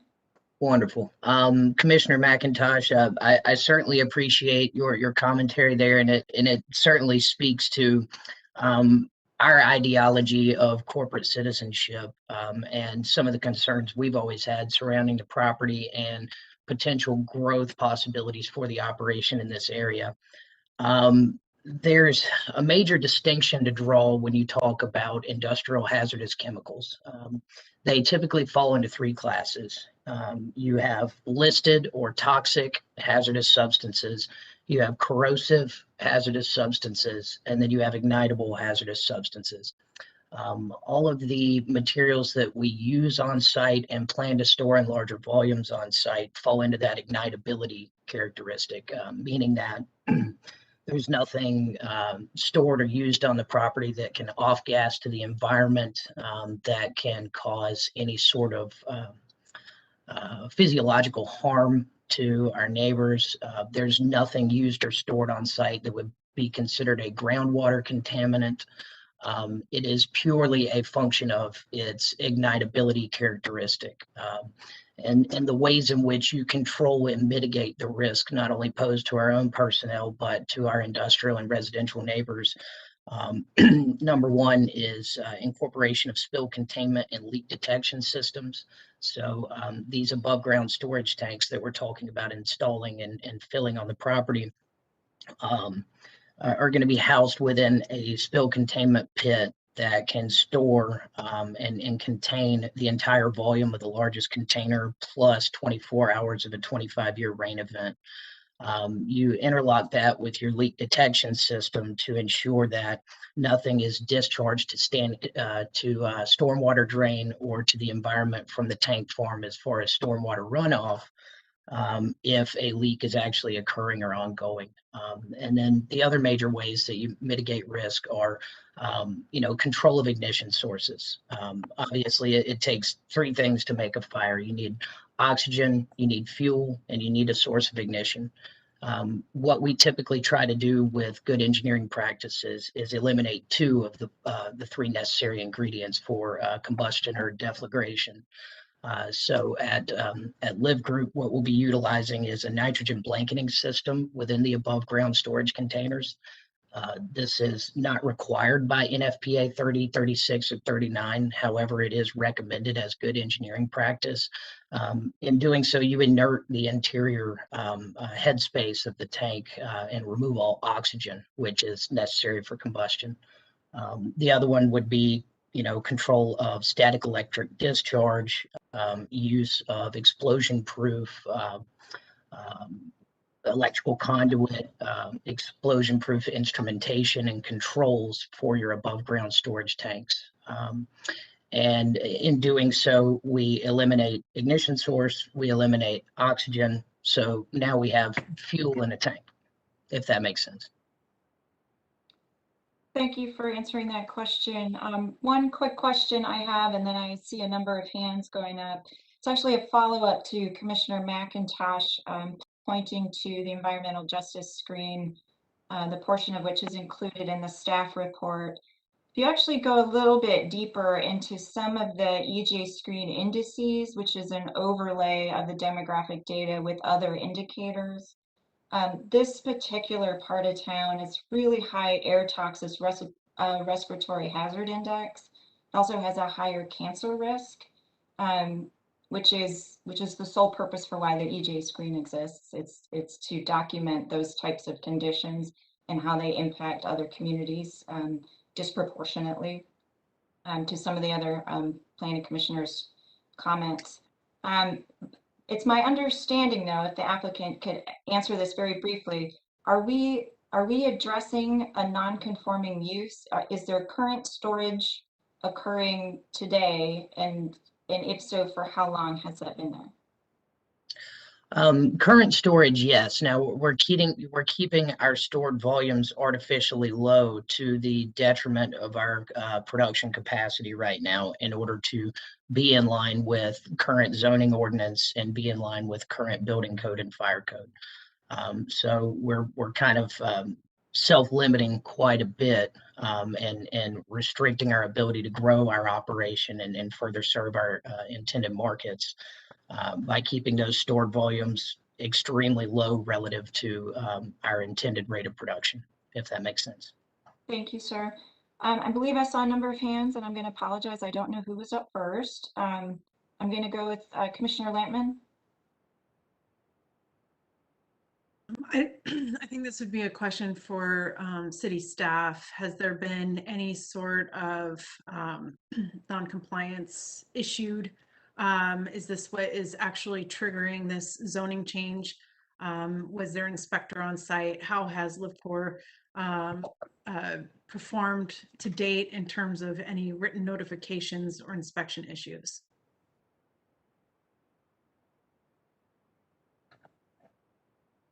This is Ira Mabel again. I don't know the answer to that off the top of my head. I'd be happy to check with our inspections team and report back. I don't know if maybe Ms. Bambrick is able to share to her knowledge if any of that has happened. Yeah, and Charles, jump in here as well. So there, to my knowledge, are no existing written notices of violation or anything like that. I do believe there have been fire inspections, and I do believe, given the highly regulated nature of the business, generally speaking, that those conversations have been ongoing, but certainly no violations. My client is trying really hard to make sure that they get in there and do the right thing. And that's a huge part of why we're here and why we're trying to limit ourselves significantly here. Charles, I don't know if you have anything that you'd like to add to that. No, that pretty much sums it up. We don't have any NOVs. We don't have any existing or ongoing code violations. This is purely to usher in the next phase of growth for our company. And before we can increase those stored and used volumes on site, this process was necessitated. So this is our attempt to, get to home base as soon as possible so we can usher in that next phase of growth. Thank you. I believe Commissioner Bennett had her hand up. Thank you, Chair Fox. So my concern is also with the proximity of the residential area. The staff report noted the same concern. And I'm sorry, I'm trying to look at the notes that I had typed up here. The fact that the area is also, a high percentage people of color, incomes lower than the rest of Raleigh. It also noted fewer opportunities for healthy lifestyles and outcomes. I am concerned about just the optics, quite frankly, of us legitimizing the storage of hazardous materials, even if they're only hazardous because they're ignitable. I don't think it's what Raleigh wants to do. As you noted, Chair Fox, there are a number of hazardous facilities in this part of Raleigh, and this area was zoned the way it is, I'm assuming for a reason, because of the proximity of the residential across the street. And so now we're going to say, oh, but it's okay to allow this. What happens if this business leaves and this is now zoned heavy industrial? Can someone come in and store something that maybe is toxic? I just don't think we want to legitimize the storage of hazardous materials in an area this close to residences that fit the criteria as environmental justice communities. And I'll just add, Commissioner, McIntosh, I second what you said, and you may not be a planner, but I am a planner. And for the last 26 years, what I have done is environmental justice analyses and for projects. So this is my proverbial sweet spot. And I would be very concerned that we might be setting ourselves up for an environmental justice claim if we were to allow this. And I don't think that's what Raleigh wants to do. Vice Chair Winters, I saw your hand. So pretty much the words have been said, but I want to add my voice to it. While I appreciate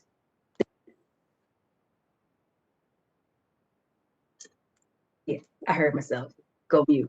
While I appreciate the need for commerce in Raleigh, it is just as vital as citizen engagement.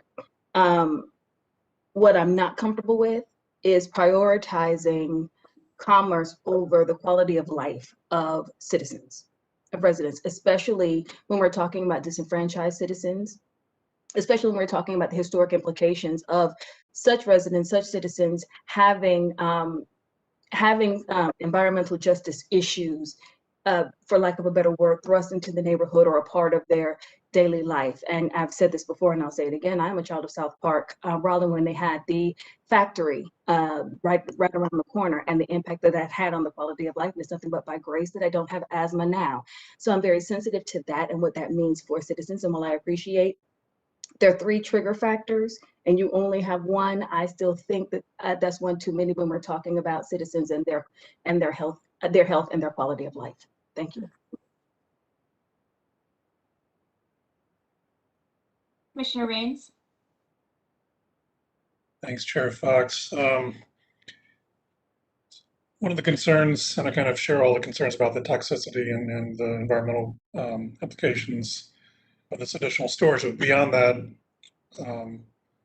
if we allow an IH with this conditional use, they can leave, and then there could be a 150,000 square foot industrial building built in the future. What does that mean? What sort of storage elements could they provide on that site? And I know this is kind of going against cities'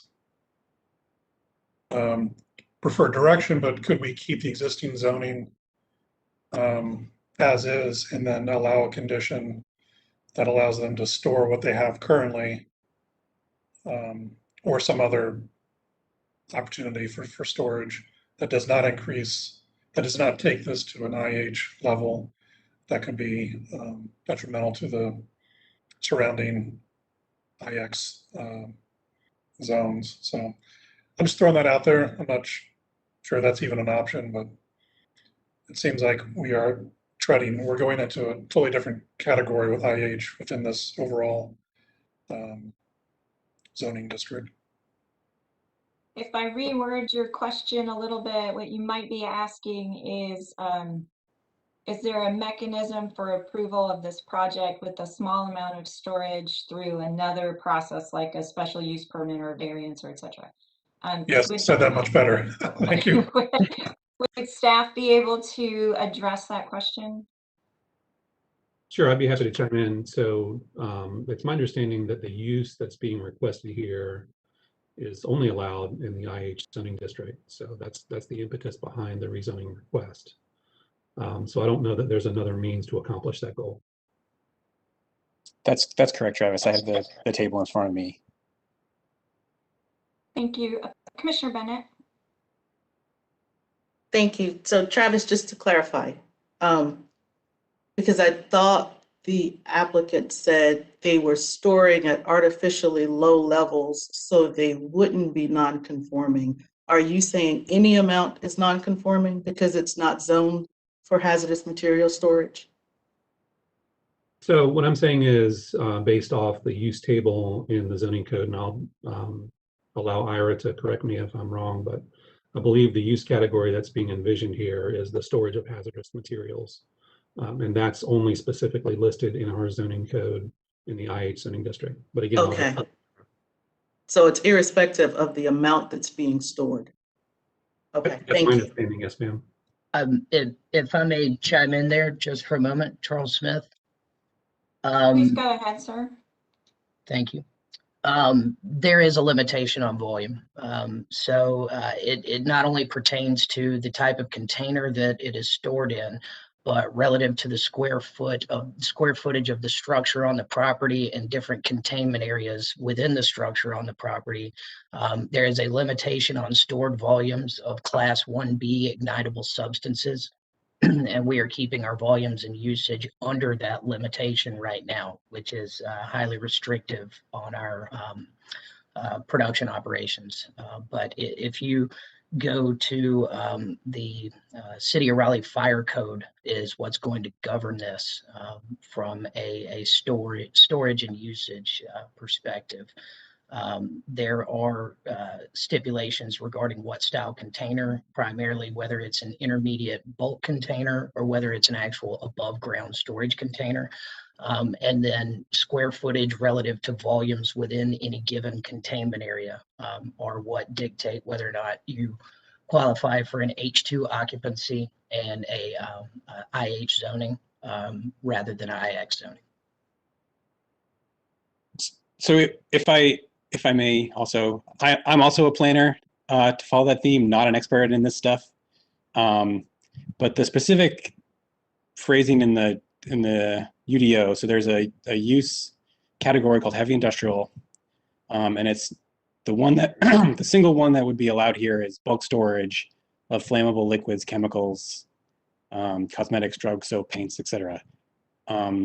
So again, I don't know if this question's ever been officially determined by our zoning administrator, but like hospitals, for example, have flammable liquids on site. They don't bulk store them as a use generally. So I do think ultimately there's probably going to be some gray area where, you know, a welder, for example, uses flammable gas, but is not a bulk storage of flammable gas. So I think that's probably the intent of this category, is when that's a main or principal use or activity of the use, that you would fall into this category. And then I trust the applicant's description on the other various regulations that might point you towards whether or not there's bulk storage or not. And this Context is from Amanda. I other mean, I places. certainly understand. You know, this is a slightly different case. I mean, I do, and I'm speaking, you know, for my client in real time to some degree. I mean, if we need to potentially take some time and explore, you know, further restricting the condition somehow, or providing more information directly related to sort of the life safety issues, or having, you know, a fire person be available, we can certainly explore different options. And as we indicated, I mean, we knew coming in that, you know, this was going to be kind of different, and so that's why we took so long kind of between the first neighbor meeting and then, you know, working with staff. You know, that was of course the first thing. We don't need this designation for 99% of anything. It's just essentially a function. We tried to explore if there were other avenues to get to the end without a whole scale rezoning, because we certainly, you know, recognize the same issues to some degree that y'all are raising. So yeah, I mean, I guess that's a long-winded way of saying, you know, we're open to you coming back. But, you know, it seems like this was the only real way to get here, given the age of the facility and the plan. So we certainly understand that. Commissioner Bennett, I believe you had a question. I did. I forgot when I was speaking before. The applicant mentioned a neighborhood meeting and only a couple of the, I guess, industrial neighbors showed up.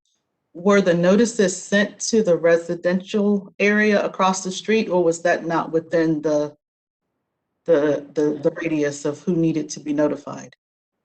They were, and I'll let, you know, Ira speak to this as well. But if I look at the list, it's 44 entities. I do believe it's fair to say that there are probably a couple of owner addresses that were out of state, but a good number, the address blocks in what we sent says resident/tenant, and many of them were in the Conquest Drive area, and then the residences, you know, across the street as well. So our radius did pull those. Okay, thank you. And we did not, I guess it might be worth mentioning, we did not trigger the second neighbor. We didn't, it was limited to such that we didn't trigger the second neighbor meeting.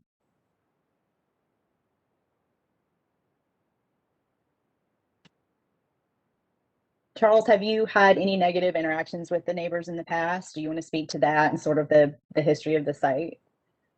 Just a moment. I'd like Commissioner McIntosh to be able to ask her question. It's on a slightly different topic, so if they wanted to finish talking about neighbors, that'd be fine. Did you have any additional comment? Was there a question being asked of the applicant at this point? Oh, well, I was just going to comment on hazardous uses. I can't speak to the UDO, but I do work with, in my work, I do look at the building code and how it relates to hazardous occupancies, and the building code sets hazardous occupancies based on quantity and based on danger to occupants and the surrounding area. And so I was not really understanding the comparisons to welding tanks or, you know, small uses. Generally, if something is a hazardous occupancy, it's a hazardous occupancy, and I'm going to assume that the reason they're applying for a hazardous land use is because it's a hazardous occupancy, but per the building code. Thank you. Did we have any additional questions or comments from commissioners? Commissioner O'Haver. Yeah, I'm looking at Google Earth and just looking at the 500-foot radius.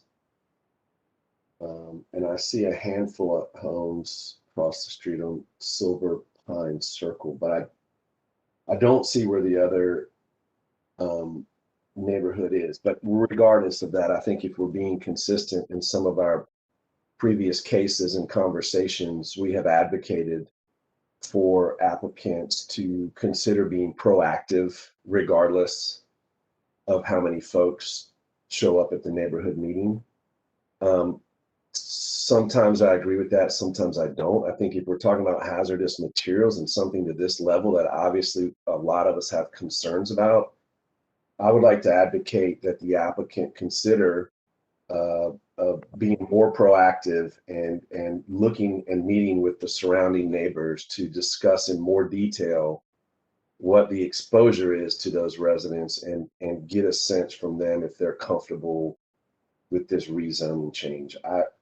I'm not sure why. Again, we've mentioned this in many cases, and I'm not sure why the applicant wouldn't consider that a next good step forward to be more proactive, to meet and have conversations with the neighbors. Vice Chair Winters, I see your hand up.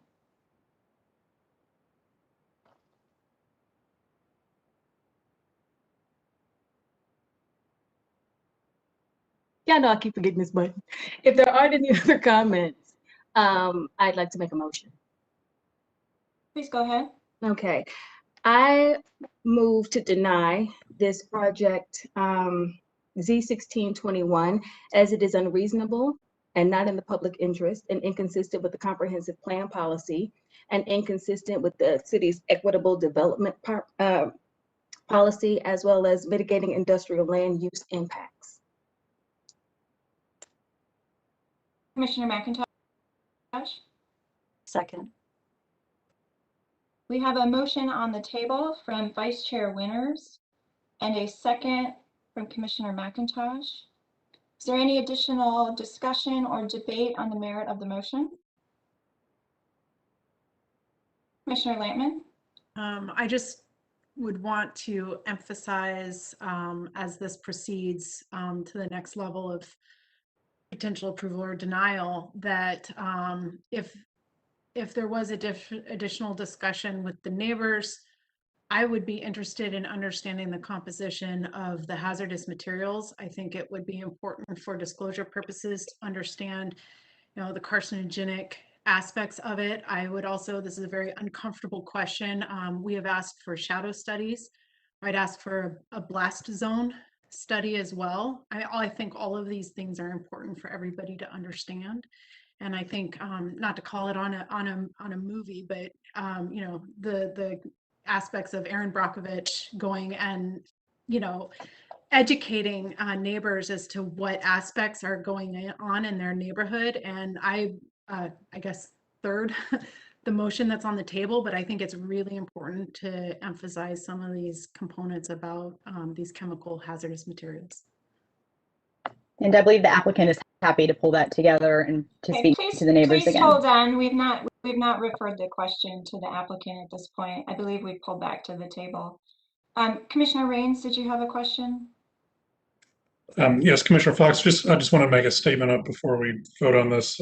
I would have preferred if we allowed the applicant to come back with more information, more time to meet with the neighbors and provide more detailed information for our consideration, to fully understand what the implications are with these hazardous materials. I don't think I have enough information. Just a comment. Okay, thank you for your comment. Vice Chair Winters. I understand what you're saying, but when we're talking about hazardous materials, sometimes a no is just a no. Thank you for your comment. We have a motion on the table and a second, so I'd like to call the vote at this point. I'll ask Shanita for a roll call of members to record their individual votes, and at the end of the roll call, I will announce the outcome of the vote. Ask a question. Go ahead, please. What is the process if we wanted to hold it at the table to have additional information and neighbor outreach? Would you like staff to answer that? But I've already made the motion and it's already been properly seconded. So at this point, there's a motion and a second on the table. And if any other commissioner would like to offer a substitute motion with another second, that is possible as well.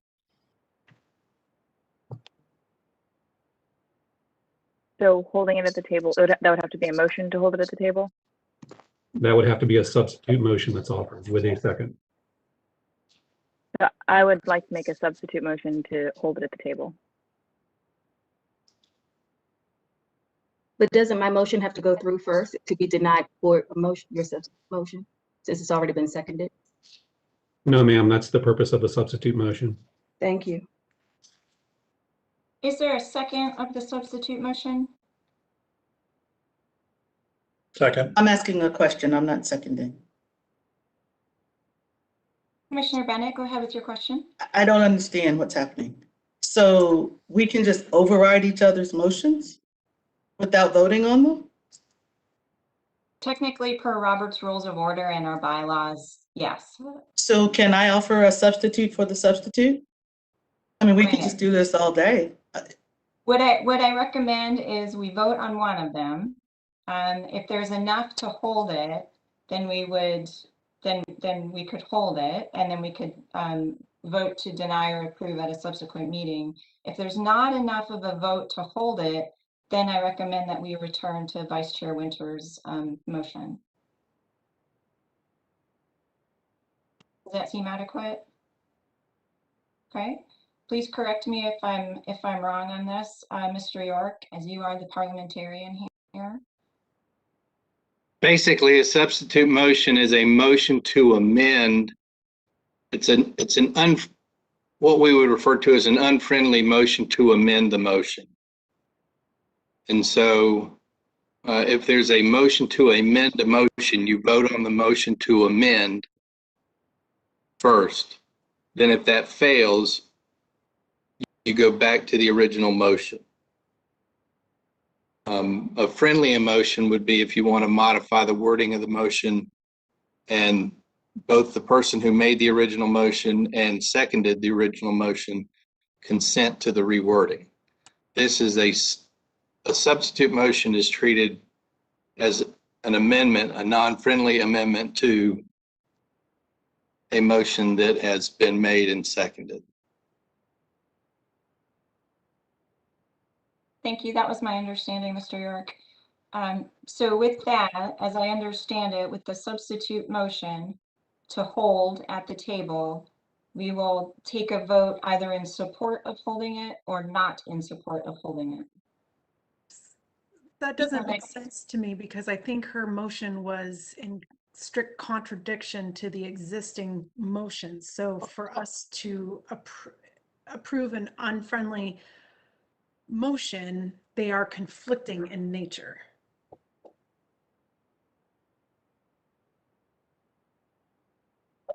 If the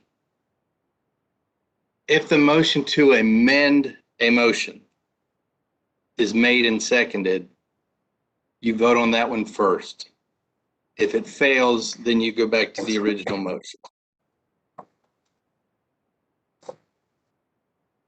I'll just say my intent is not to contradict what the motion being made. I'm interested in more, in receiving more information. I'm not making a motion to approve this case based on the information we currently have. Commissioner Bennett? So if I can just make a comment on the motion to hold it at the table. I don't disagree with what Commissioner O'Haver said about the applicant getting information from the community and talking to the community. I think that should have already been done, number one. Number two, I think this is an environmental justice issue. More information doesn't remove the environmental justice issue. It just means they've told the neighborhood there's an environmental justice issue. So I'm ready to vote on Vice Chair Winter's motion. I get emotional and upset when I feel like we try to bend the rules when we're dealing with vulnerable communities. It doesn't matter that they go out and talk to them and tell them you're vulnerable. Oh, we may be putting hazardous materials here. What good does that do? They've already had that opportunity and they didn't do it. So if we're going to do it here, then do it for everybody. Let's put something in North Raleigh. Let's put something over here by where I live in Briar Creek and see what those communities, what they come back and say. I don't like what we're doing here. And I just want to go on record saying that if we vote to hold it at the table, then that's fine. But I think we're doing a disservice to Raleigh. I think we're doing a disservice to this community. And I think what we're saying is we're valuing this industry over those neighbors that live across the street. Because the industry is here speaking for itself, the neighbors are not. It's not their fault that they're not here. It's not their fault that there wasn't more notice or engagement to get them here. So I'm ready to vote. Thank you for your comment. Commissioner Miller, did you have any follow-up? I did, thank you.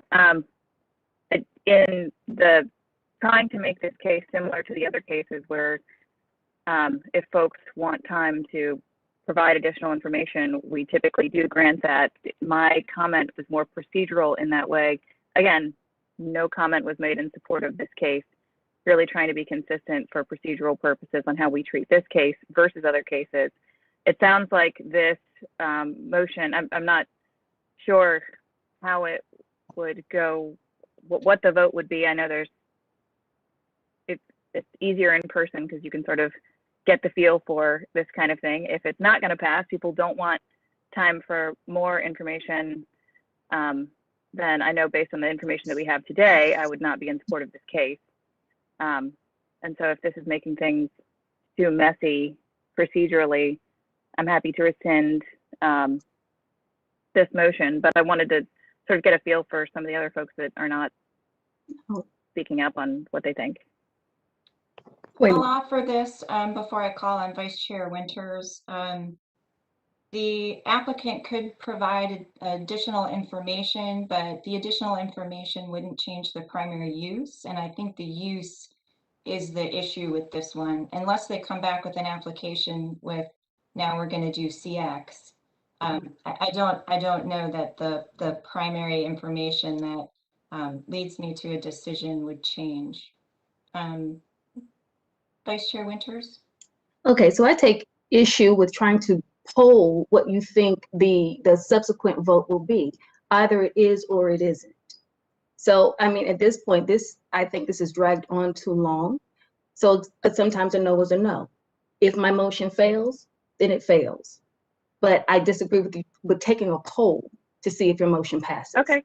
Well, I have a motion and a second on the table, so we can vote on that, and then we can vote on the second one if it doesn't pass. So procedurally, I'm going to allow the vote on the motion to hold at the table. There's a motion by Commissioner Miller and the second by Commissioner Rains. Those in favor are voting to hold the case at the table. I'll ask Shanitha for a roll call of members, and at the end, I will announce the outcome of the vote.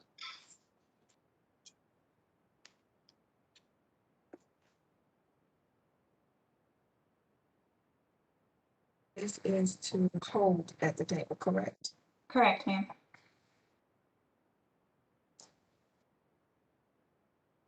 Commissioner Bennett, how do you vote? No. Chair Fox? No. Commissioner Lampman? No. Commissioner Mann? No. Commissioner McIntosh? Nay. Commissioner Miller?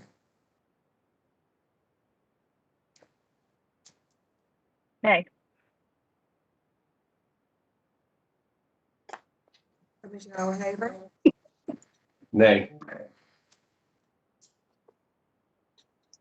Commissioner Rains?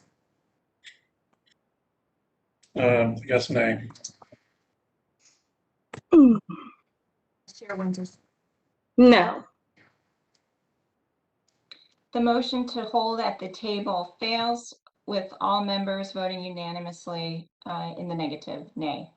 So we'll go back to a motion That was made by Vice Chair Winters and seconded by Commissioner McIntosh for denial of the case.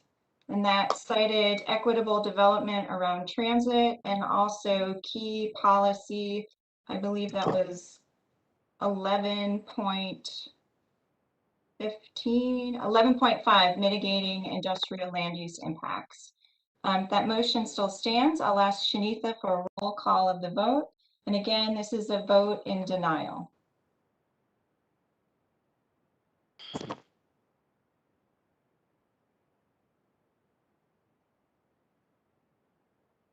Second, I'm getting all of this straight.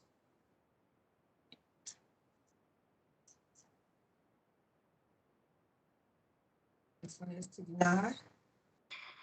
Commissioner Bennett, how do you vote? Aye. Chair Fox. Aye. Chair Lappin. Aye. Commissioner Mann. Aye. Commissioner McIntosh. Aye. Commissioner Miller. Aye. Commissioner O'Hagan. Definitely aye, but I would just like to go on record and say that also just have some general concerns about consistency. Not feeling that I have enough information, but in light of Ms. Bennett's comments and Chair Fox's comments about really what we're accomplishing by doing that, I am voting in support of denial.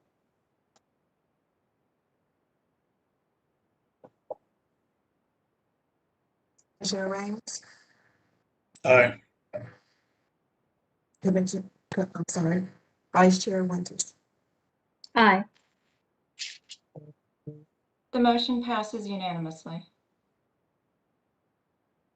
Well, that was fun, everyone. Okay. I believe that is the last case in new business today. So that concludes all the discussion items on our agenda, and next is approval of the minutes. I'd like to entertain a motion to approve the minutes.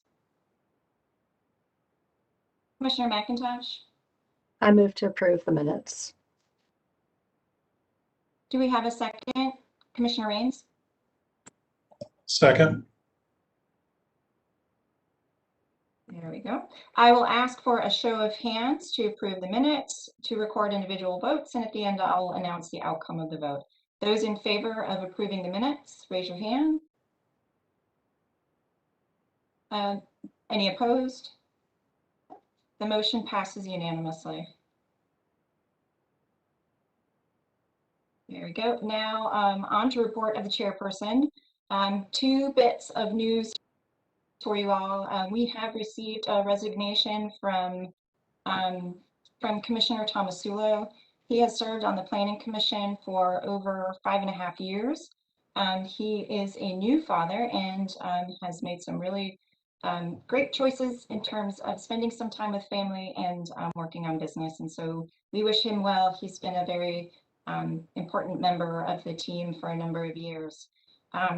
Also, I'd like to point out Vice Chair Winters, this is her last full Planning Commission meeting, as she has requested that she not be reappointed and her term is running out. She will be still at the Committee of the Whole meeting on Thursday, but I would allow her some time to make some comments if she'd like to as I shift to report of the members. Vice Chair Winters. Thank you so much. I just wanted to say just a few words. It has been a thrill to serve on this committee with you. I appreciate staff, commissioners, and commissioners for sharing your wisdom and challenging my ideas.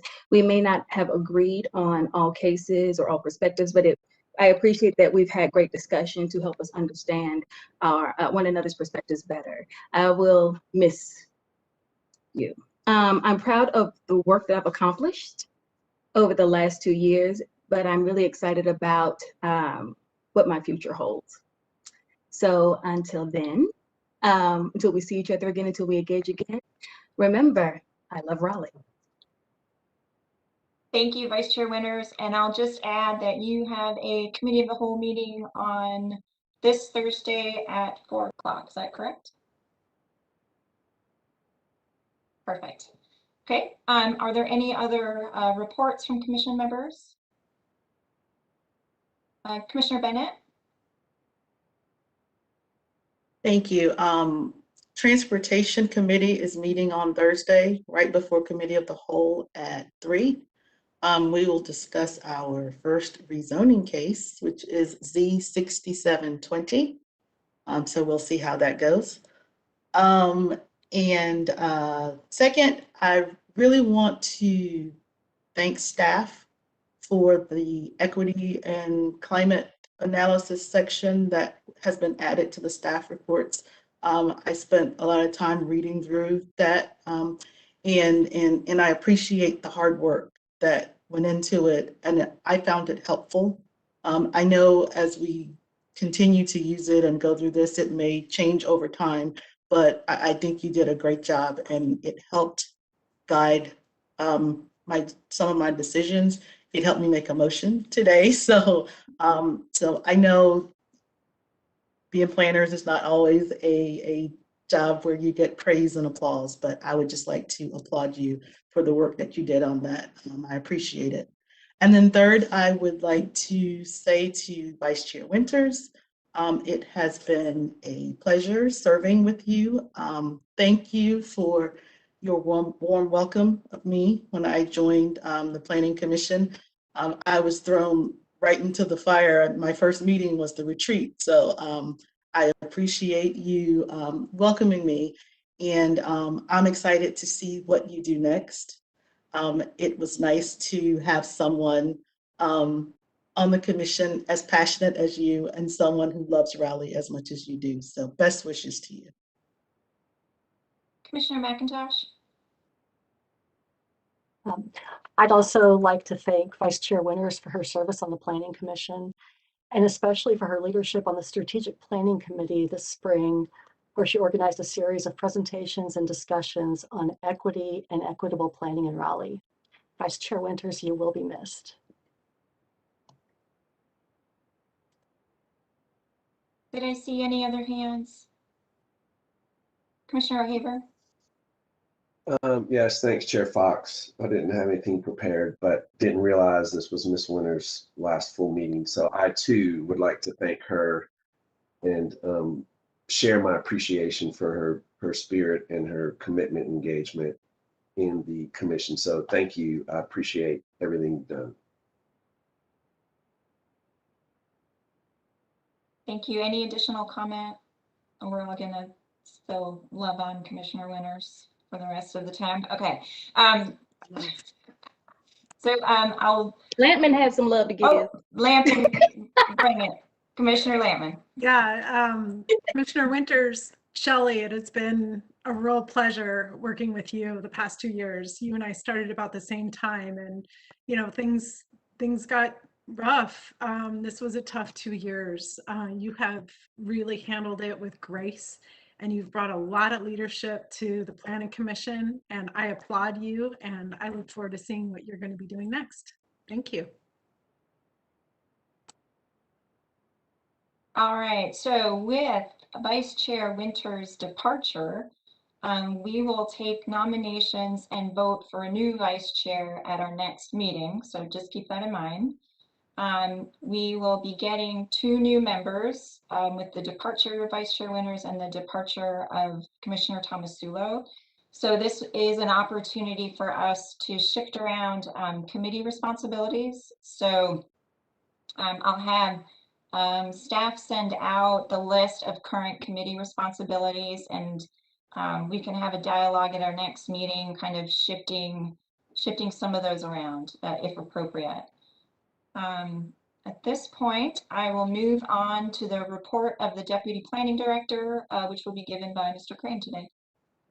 Thank you. I appreciate it. In the absence of Ken Bowers, who is on some well-deserved rest and relaxation, I'll just note a couple of things for you. One, you've got the backup report in your material, so I won't go through each of it line by line, recognizing the lateness of the hour.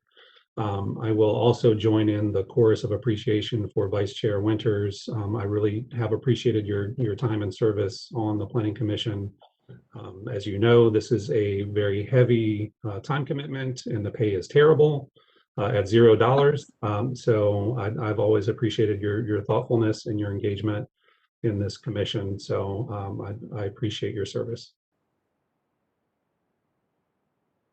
All right, if there is nothing else, Mr. York? Real quick, not to delay the meeting, but I did want to get back to Commissioner Miller's question about rules on fire pits and fireplaces outdoors and so forth. The city has adopted the North Carolina Fire Prevention Code, and that does address it.